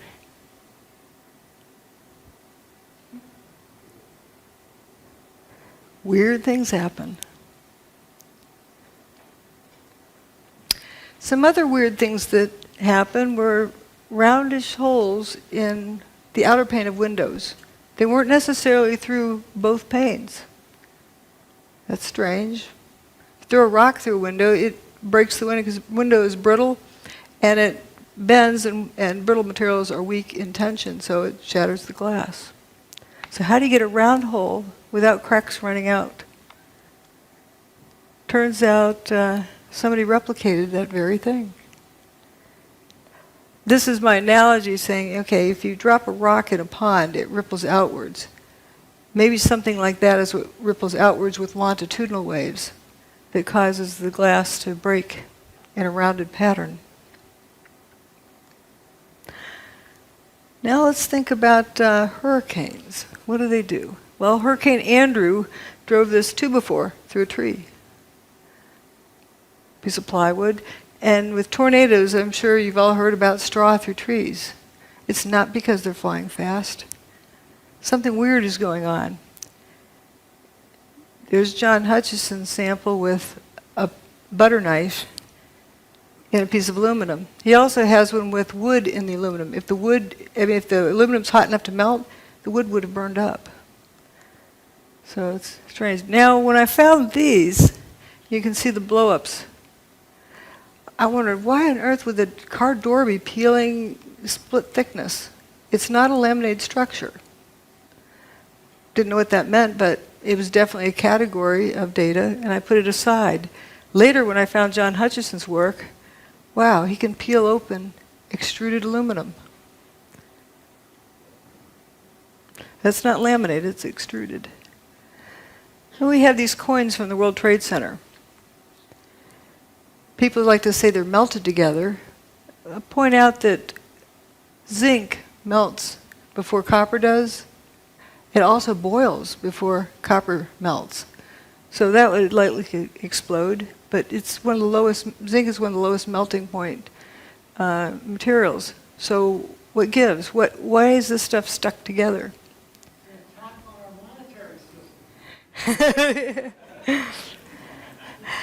And this is the only surviving file cabinet from Ben & Jerry's ice cream store. Here's the piece of wood embedded in the aluminum from John Hutchison's work without elevated temperature. Same with these. WTC6 with these cylindrical holes in it. Well, here's John Hutchison's aluminum sample with cylindrical holes in it. It's as though there's a pencil line in space around which material at the same radius is dustified. And if you had a lot of those vertically here, you would end up with dustified cylindrical columns. But there's no way you could get a drill in there and turn it sideways. It's parallel to the surface, and it just starts right here. The end of this bar is solid. Let's look at some other similarities with hurricanes. Kind of like a big Tesla coil. And come to think of it, ahead of a storm system, people feel the storm coming. Birds know to head for cover. You can feel the static field ahead of the storm. Here's another thing about storm systems. I don't know if this needs a click or not. This is from this past spring in Texas, where there's a bunch of tornadoes, and you had flying trucks. It went across a transport company, trees flying through the air, semi, the trailers, there you go, a couple of semi, look at that, the beds of the trailers hurling, twirling around in the sky and then dropping down from at least 50 feet high down into the ground. We saw trees, there goes another semi. And it's spinning. It's spinning, down it comes, bang, lands on its nose right down at the ground. Big piece of a tree there that just got hurled up, I believe it was. So certainly we have seen a destructive tornado on the south side of Dallas, still within parts of the area near south of Grapevine, north of Arlington, a possible tornado in the Dallas-Fort Worth Metroplex area, as well as over on the east side of Dallas, in toward the area around the Mesquite area, just to the west of Mesquite and east of Dallas. Those are flying trucks. I would say that's anti-gravity. It's not a vacuum. And people who've been picked up in funnel clouds can still breathe. Remember we saw before where people had been levitated during WTC2's demise, or WTC1's. So here we have also the front of Bankers Trust. This was the only non-WTC building that was severely damaged. It wasn't destroyed that day. They actually repaired it. Once they repaired it, they started taking it apart. Huh? They got it down to this level where they had repaired it in deconstruction there. When they got it down to that level, that's the area that had been repaired. It looks like it's been at the bottom of the ocean for 100 years. Extreme degradation, and it makes one wonder, was the building continuing to disintegrate, and that's why they had to take it down after they repaired it. And it took them 10 years to take it apart. Now we're going to look at tritium. Kind of interesting. It's usually something that comes from nuclear reactions, but here we don't find any of the ionizing radiation that you get with nuclear reactions. Some aluminum with holes in it. Material is changing. This was a sample of dust from the Bankers Trust that when they decided to take down, look at all this zinc, the before and after. Like 3,500 times as much zinc from the control sample. Now we're going to look at John Hutchison's sample. He's got, let's just look at the relative amounts. You have a lot of copper and much less zinc. This is for brass. In the affected region, you have about equal amounts of zinc and copper. Whoops, didn't mean to. Equal amounts of zinc and copper there. So, okay, if it's heat, with zinc having a much lower, it boils, it melts at 419 or 420, where copper melts at a much higher temperature. Zinc boils before copper even melts. So we don't have less copper because of heat, because the zinc would be the first to go. What's going on here? At Texas A&M, a group led by Professor John Bockris, who is widely regarded as one of the world's greatest electrochemists, reported finding the hydrogen isotope tritium, a key signature that some unusual nuclear reaction was going on. The first thing was this thing called tritium, which was a sub-form of hydrogen which should not exist except in extremely tiny quantities. We found that by working these cells of Fleischmann and Pons containing lithium hydroxide and deuterium oxide, that we could produce this tritium in great abundance, let's say at 10,000 times more than it ought to be there, as it were. And let me stress that we couldn't do it every time, but about one result in 5 or one result in 4, and eventually we worked up to 2 results out of 3, we could produce tritium. That was the first thing, and in a way it was the first clear proof of the phenomenon. And but the most important and unbelievable phenomenon at that time was the observation of tritium. Back at Texas A&M, Bockris's group found themselves under attack. Science magazine writer Gary Tobbs wrote a stinging article that insinuated that someone in the group had spiked the samples with tritium. Although unfounded and eventually proved untrue, the allegation effectively dampened Bockris's remarkable claims. But I think the main part was that I had done work which was against the paradigm, and that was what they were really upset about. The people had laughed at it and said, "What the heck are you doing, trying to disprove the laws of nuclear physics?" And of So that's exactly what we were doing, and succeeding, you see. The tritium work was the first indication to me that there was a reality. And then Claytor at Los Alamos also got positive results, and so did Howard Menlove. And they're people that I respect and could talk to personally. It became fairly clear that there was a very strange phenomenon occurring here. There are also, in similar experiments sometimes, and rather dissimilar experiments sometimes, evidence of an anomalous nuclear process. However, it is conceivable that there may be a process even more powerful than nuclear reaction that physics does not yet understand. That is the mystery of cold fusion.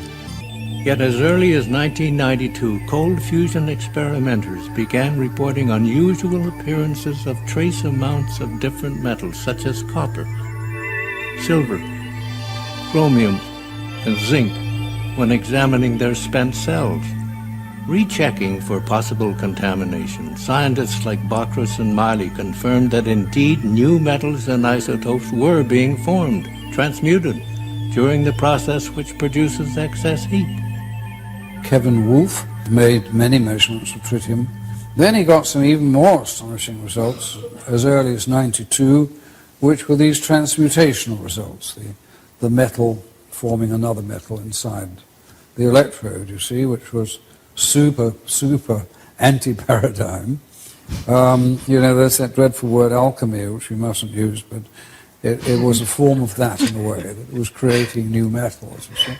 We see transmutation phenomena. We see helium-4 production. We see a range of methods of getting the excess heat. The writing is on the wall. The fossil fuel age is about to end. The sword of this panel's condemnation struck with speed and brutality, ignoring the facts in a blind rush to judgment. Hot fusion physics people have been very vigorous in their denunciation of this being called fusion. Right away, reports came in of excess heat, much too large to be from any chemical reaction. Laboratories from Texas to India confirmed the presence of tritium, a vital determining feature of a nuclear reaction. Within 2 or 3 weeks, we got the first results, and several groups started saying, yes, we are seeing excess heat, and but the most important and unbelievable phenomenon at that time was the observation of tritium. This was a discovery perhaps as significant as the Wright brothers' first flight at Kitty Hawk. There are also, in similar experiments, evidence of an anomalous nuclear process. In the free-for-all that followed the cold fusion announcement, hot fusion proponents drew the specious conclusion that cold fusion must work like hot fusion. If Pons and Fleischmann are alive, they contended, then their results must be faulty, since the neutron radiation from the fusion reaction would surely have killed them. They refused to consider that another form of the same process might be at work. In the years that have followed, the cold fusion process has repeatedly produced not only heat energy, but also nuclear byproducts such as tritium and the ash from a nuclear reaction, that all-important indicator of nuclear fusion, helium. It's clearly not possible to produce helium from a chemical process. The only possibility that remains is that the helium is produced by a nuclear process. If the helium is produced by a nuclear process, then necessarily there will be an associated release of heat. Having seen the effect with my own eyes, the claims from a few that this is impossible, inconsistent with all known laws of nuclear physics, these suggestions are in fact irrelevant. I thought, well said. But notice how important the tritium was in this. And they thought it was a fraud because they didn't find the other things that usually go with fusion, with hot fusion. There wasn't the ionizing radiation, but there was transmutation too. Now let's look at some of the samples that were collected from the WTC. You have a variety of all sorts of strange things in the air. And if you look at the melting or the boiling temperatures of these things, there's no rhyme nor reason to the amount of the quantity. It isn't that the things that boil at a lower temperature are more prevalent. what is even more bizarre is that organic material was also found with this, which shows it was not from a high temperature process. Now we get to the most exciting slide. This is from leaky nuke plants, what they pollute into the waterways. The amount of tritium, this is exponential, logarithmic actually, and it's a very high number. This is what is produced in the cell with cold fusion.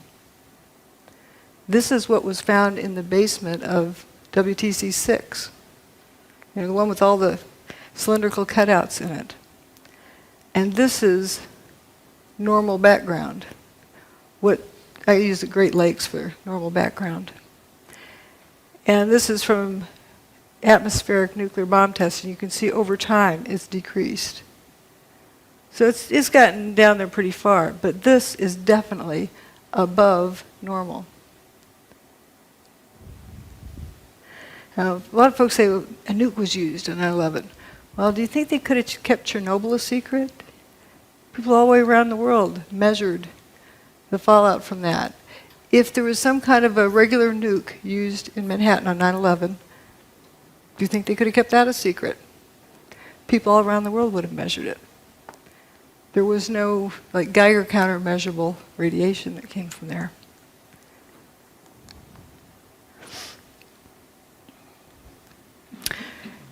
Here are some relative numbers. If compared to what was measured at the World Trade Center in terms of tritium, the background levels are 1/50th. What was measured with cold fusion is 50 times that, but that was in a cell. Keep in mind, the World Trade Center had fire hoses on it.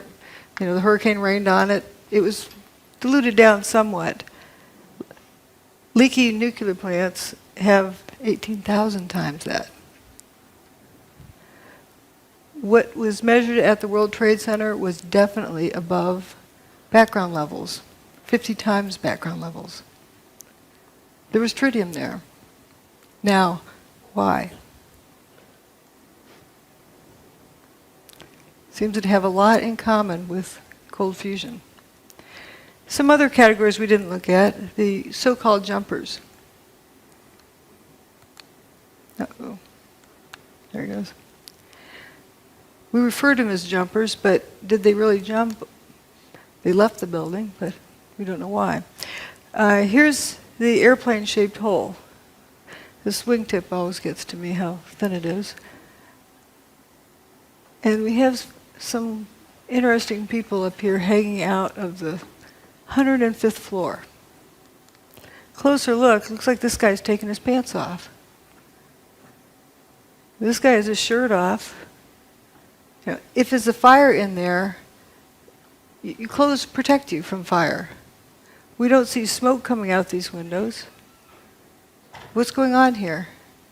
Why on earth would someone want to take their clothes off outside the building? They want to live. They're hanging on to the building. This guy's hanging from a hand, one hand and one foot, taking his pants off. Let's say he has some weird fetish that he just needs to take his pants off. Well, if there's smoke inside, you take a big deep breath, step in, get the pants off, step back out. Why hang from the outside of the building? Well, if I were there and if I was told the building's on fire, I'm going to head to the bathroom right away before we lose water pressure. Wet down whatever extra clothing I have around, wrap it around my head, and head for the stairs. I'd be wet. If the fire sprinklers came on, I'd be wet. If they didn't come on, it was hot, I'd be wet, sweating. Good chance that their clothing was wet. Now, why would they want to take off wet clothing? You ever heard of active denial system? I'm not saying that's what this is, but just as a parallel. It's a microwave, they put it for crowd control. And it makes you think that you're burning up, so you just have to get out of there. You just leave no matter what. You don't think about it. So maybe some people were jumping from that. Would be a good reason why you'd want to take your wet clothes off. Microwave is many times worse for wet clothing. I don't know if that's what it was, but it's consistent with something like that going on inside the building, but not outside the building. And we do know the building was turning to dust inside for the hour before its demise. There's people who say it was thermite. Okay. What? Reports of it, as well as, evidence of it in other ways. But there's a cute story about a new probationary officer, first day out of school for being a firefighter, and he's supposed to stick with his boss. And they get up to some place, and the boss says, "All right, everybody, drop everything and go down a few stairs." And they get down there, and then they eventually start going back up again. And the boss says, "Well, where's your mask?" "Well, you said to drop everything." So, but the poor guy. So the boss said, "You get out of here." So here's this firefighter making his way down the stairs. He gets down to the third floor, and 100% of the light is blocked out because he described it as having been turned to dust. He knew it wasn't smoke because he could breathe, but the floor had turned to dust. It was completely filling the air. There's a lot of stories similar to that. Now, there were folks who somehow believed that thermite had something to do with it. Well, let's see if we can make some. You have a steel structure, the towers, with aluminum cladding. Let's see if you grind them up. And you end up with rust and aluminum powder. You know what that is? Thermite. Those are the ingredients of thermite. So those ingredients are going to be there anyway. But what does thermite do? Well, here's a test of thermite here. Welding a railroad track. Blinded by the light. There was something missing in Manhattan that day. People weren't blinded by the light. If there was nukes that went off, people would be blinded by the light. That's how they weld roadblocks.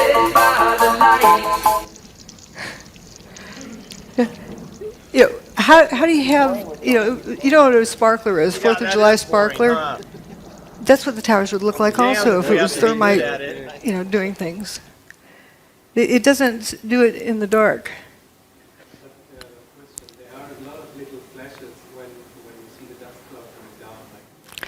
Right, but it's not like, thermite.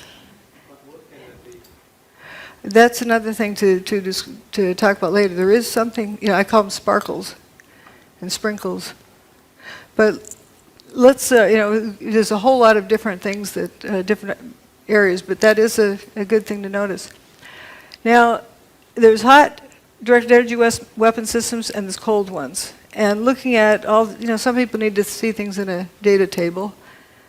We have low heat, unburned paper, low seismic impact, minimal debris, bathtub survives. Material-specific effects, door latches, trunk lids,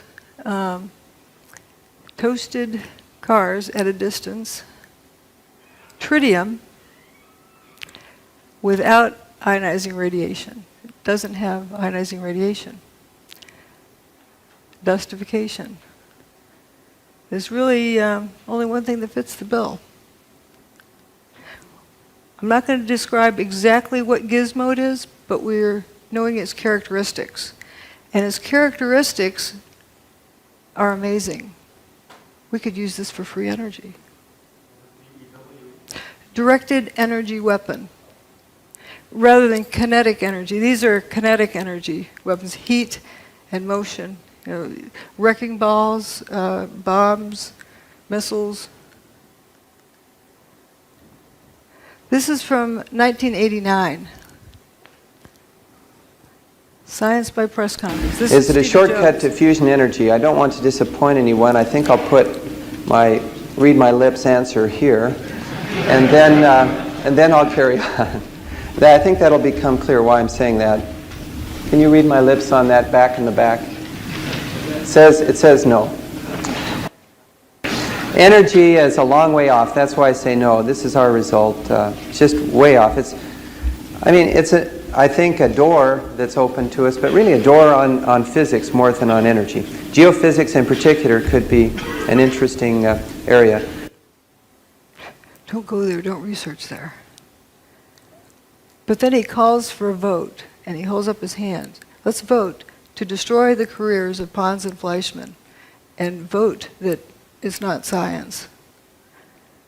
Why I'm bringing this up is we want to be sure this doesn't happen again. Here, he raises his hand. Department of Energy funding. And we have Steve Koonin, who was just appointed by the first administration of Obama to an undersecretary of the Department of Energy. And these guys are thinking about raising their hand. Oops. And peer pressure causes people to do things like this too. If everyone else holds their hand up, you start holding your hand up. You don't want to be caught not holding your hand up. But they're determining science by vote. Opportunism, Jones insisted on going public quickly with his Opportunism, Jones insisted on going public quickly with his Opportunism, Jones insisted on going public quickly with his Opportunism, Jones insisted on going public quickly with his All right, let's stick there. Now, let's look. The building turned to dust. Something did that. People say, well, you don't know of a technology that did that, so therefore it didn't, happen. Wait, you start out with determining what happened first. It's very important because if you start out with what you know, you won't get there because you've never seen this before. But we know it happened, so therefore there is a technology that exists that can do this. That technology can also be used for free energy. Now let's vote on that. The tower's gone. So this is more of determining facts. Did they mostly turn to dust?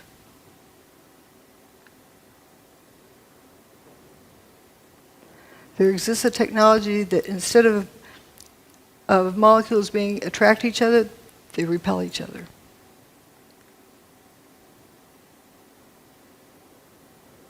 What happened is not impossible because it happened. This is another Charlie Pound song about gatekeepers.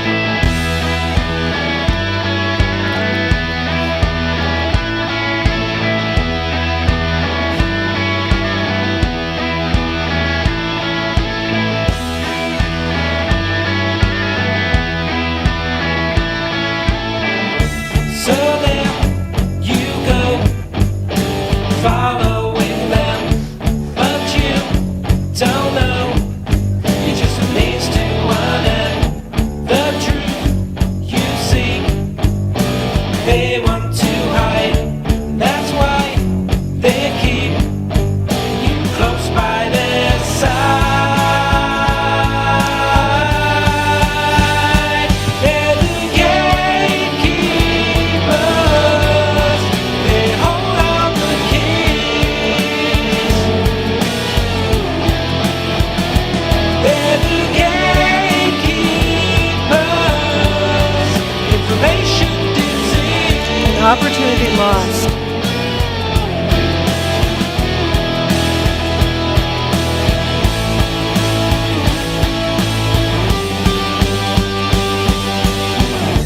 High in the sky is all you've been fed. I think that is why you forgot your own head. Sometimes you need to be cruel to be kind. That makes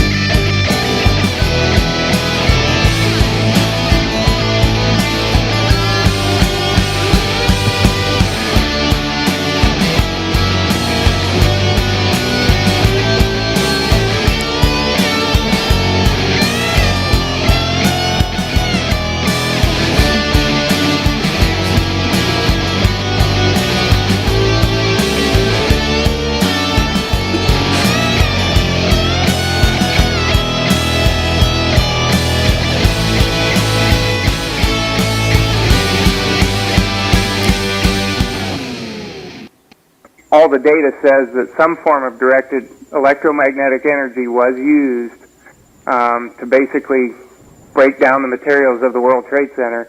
And the connections that Jones has between the cold fusion experience that everybody can read about in Dr. Malov's book, and with what's going on right now with the 9/11 situation, it's just a mirror image of him muddling up, and then trying to get public opinion against whoever his target is. In this case, it's Dr. Judy Wood. In the previous case, it was Pons and Fleischmann.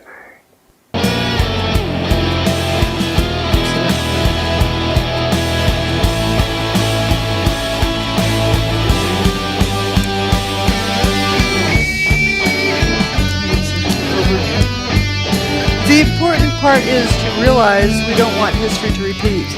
People tend to mindlessly follow the herd. Remember about the problem with groupthink. You think that this person knows what they're talking about, and everybody joins in, and look what it cost us. That was 1989, and it took 20 years to somewhat vindicate Fleischmann, but it was too late. And we don't want that to happen again. And it's very important for each one of us to hang on to our own thoughts. Be independent. And otherwise, people get herded off to one side or the other. But what I see here is a lot of similarities with the tritium. What on earth would tritium be doing at the World Trade Center without the ionizing radiation? Yeah, it has transmutation, a lot of other things. Anyway. That's it. Thanks. Thanks for caring. Yes.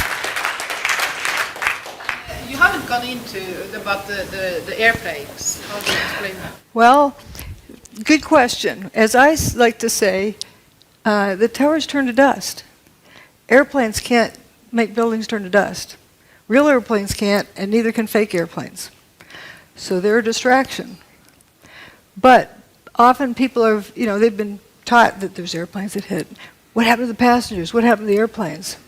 I don't get into that because it's such a distraction, but it is an interesting question. What happened to the airplanes? Joey Moore, that flight attendant who flew out of Boston that morning, he saw the flight attendants for Flight 175. That was the last time he saw them.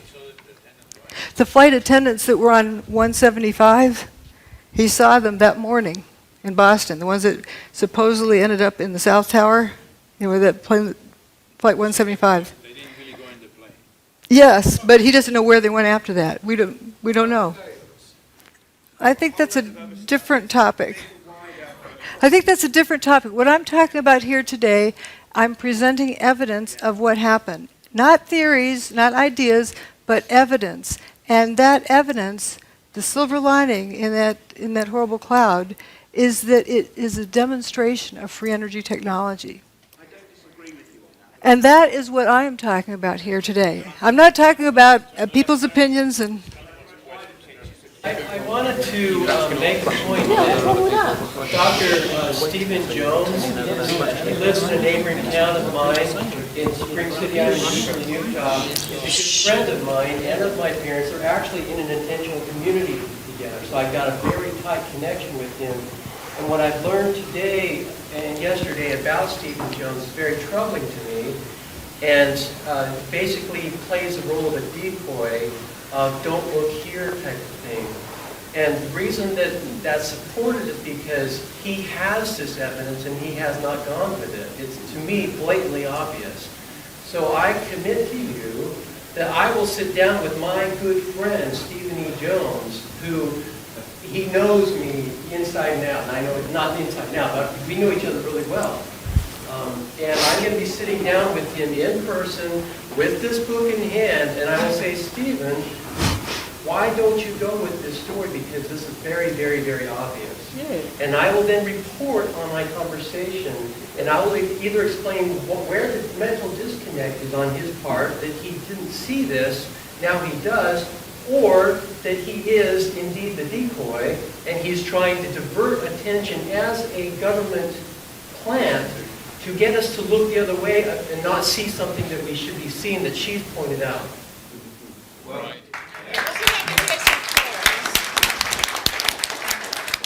Thank you.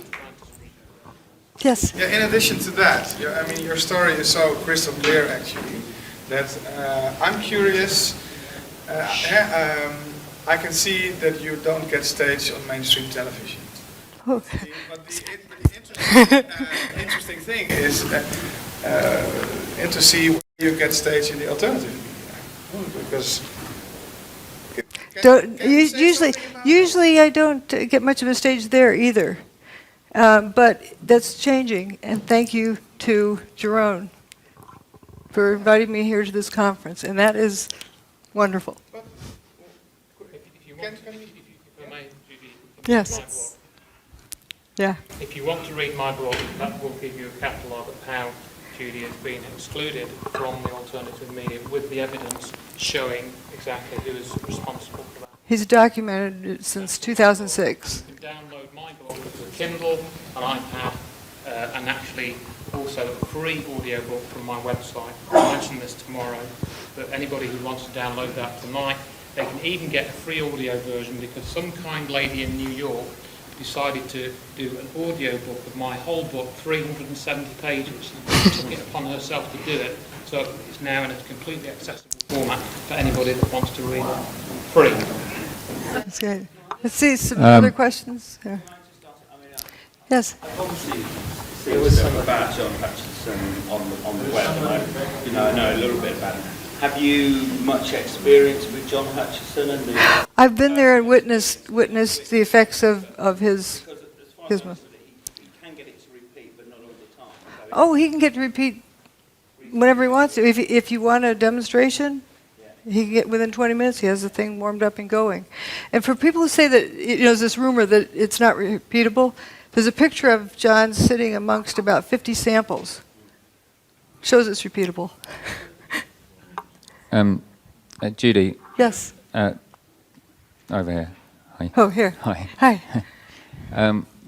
Great talk. I really enjoyed it. It was a very good presentation. I didn't seem to be sceptical earlier. I didn't really mean to put that over. But moving on, I'm just trying to clarify. On the one hand, we've got the cold fusion. On the other hand, we've got the kind of Hutchison effect. How do those two gel together? I know you're just saying we're only saying what we can see. But I'm just trying to kind of put it together in my head. But looking at the similarities in the evidence, John Hutchison gets all of the same, transmutation. What he's using like a microwave type? Yes. Beam. What he uses is interference of at least two different types of energy. He creates a static field using a Van de Graaff generator. He used to use Tesla coil, but he now uses a Van de Graaff generator, and creates a static field, and within the static field interferes radio frequency signals like microwave. And within that zone, or someplace within that zone, these effects occur. And would you say that the cold fusion type effects, the effects of tritium, was as a result of that exotic energy? It's not that it's like I mean, when I think of cold fusion, I think of a process, but a solution. But it seems like there's an awful lot of things in common with it. Yeah, fascinating. Like, let's go study it. But, yes. Here in Holland, there were television images. Sorry. Yeah. Here in Holland, there were images on television for weeks on to go with all kind of trucks transporting rubble from ground zero to another place. It went on for weeks on television here. So that gives you the impression there was It actually went on at least till 2007. I was visiting the site in 2007, and there were trucks coming and going then. They were bringing dirt, stirring it around, scooping it up, taking it out, bringing in more dirt. Looked like potting soil, really rich dirt. And a lot of it, coming in, going out, coming in, going out. And if you look at what was there, I don't know if you saw my first presentation, that there's this lack of rubble. And Peter Jennings talking from the studio, talking to George Stephanopoulos on the scene, George, we've been wondering, where's all the rubble gone? Oh, talking to a volunteer, Robert Galinsky, explained it all fell down into the ground, was pulverized, and evaporated. It wasn't there. Yes. Yes. It seems to me that you're focusing a lot on the main two towers and around but on the fact that Building 7 was actually demolished or whatever 7 hours later changes any logical to explain what they pretend to say that happened. How this other building, 5 hours later, is going to end up coming down. And then also, you didn't mention anything about the one plane that supposedly hit the Pentagon. I'm talking about what happened at the World Trade Center. For you specifically don't want to get into. Well, I'm staying focused on this. There was the most amount of evidence available for this. Also, there was a report which gave me a legal avenue to go after the contractors on the NIST report. What about the Building 7? You don't seem to. I covered it also in the earlier talk. There's a whole lot of similarities with it. It was turning to dust throughout the day internally. And you saw an enormous amount of material pouring out of the building, one face and one face only for most of the day. And when it went away, it didn't make a seismic signal that traveled through the earth. It only left a surface wave. It did not slam to the earth. And the surface wave that it left was almost a non-existent event. Right. We have another question over here. All this material going out. Yeah, the facade was about all that was left, and it was almost silent. And you can see it if you look at some of the images of it as it's coming down. A lot of people say it looks like a controlled demolition, but I have photos of it like 1 second apart, where you see it suddenly all the floors are frothing up. You know, just. Well, why would you say they took so many hours after instead of doing it at the same time than the others? You have to ask them. Yes, Judy. This is a question about John Hutchinson. You mentioned that it was electrostatic field. He built up a large static field, and then he had more than one microwave, so it was some type of interference phenomena. So here's the question. Is the interference points, was it where the field was bucking, and thus we're kind of on an antinode? There really isn't so much of a node. It's like what one energy field does to another one. Maybe a way of explaining it is, it's a couple of ways you can get inside of a house. You can bulldoze down the front wall, or you can use a key. What it turns out, the interference of these different energy fields, if done just right, is like a magic key that opens up this door where you get this free energy. Wow. So John Hutchison brought down the World Trade Center. No. Well, I was giving a talk in Portland. No. Here's what's wrong with it. John and I were giving a talk in Portland, Oregon. Somebody asked that question. Well, he sometimes can't get it right. He sometimes gets it here, gets there. He can't really control it well. And I said, John didn't do 9/11. Thank you. We have time for one more. Hello, Judy. I'm an engineer myself, and if you look at the events of 9/11, it's a perfect theater. But looking from the culprits, you would expect that they have tried it before. And if you look at the anomalies in the Earth magnetic field, are you interested, or have you been looking for the period before 9/11, if there were any other anomalies in the Earth magnetic field that you would expect? There are various things, and it's a big, complex event. I was also looking at the correlation between solar storms and hurricanes. It turns out if there's a solar storm that hits the Earth, about the time you have this low pressure system out in the middle of the Atlantic, very good chance it's going to turn into a hurricane. That's an interesting, correlation there. They got it first time right. I mean, there's other events I've not studied very carefully, but for example, Oklahoma City, it looks just like the inside of Building 6. The only difference is one, I've got pictures side by side. The only difference is one has some wheat checks at the bottom, showing that it came from the World Trade Center. There's also other events that have happened that are very questionable, but it isn't that it necessarily happened just this way for the first time. Thank you. Do we have time for one more? Sure. Just one more, this young lady in the front. I'd like to hear what the truth movement in America, how did they react when you came with this finding? Oh, that was back in 2006. For example, I'll go ahead and say it. Stephen Jones tells people that I'm talking about ray beams from outer space, or space beams.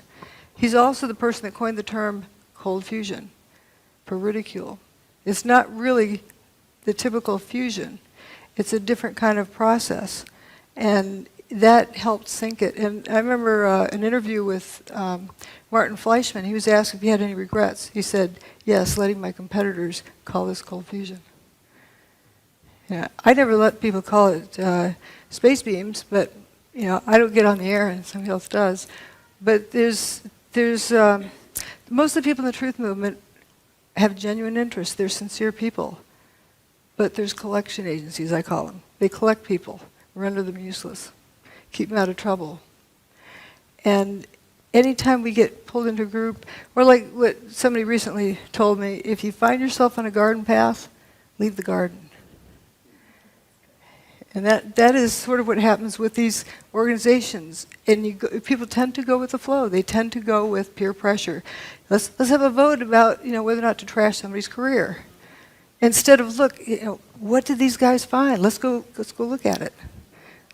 Ladies and gentlemen, Dr. Judy Wood, we appreciate her knowledge, her courage, and her willingness to share. Thank you. Thank you.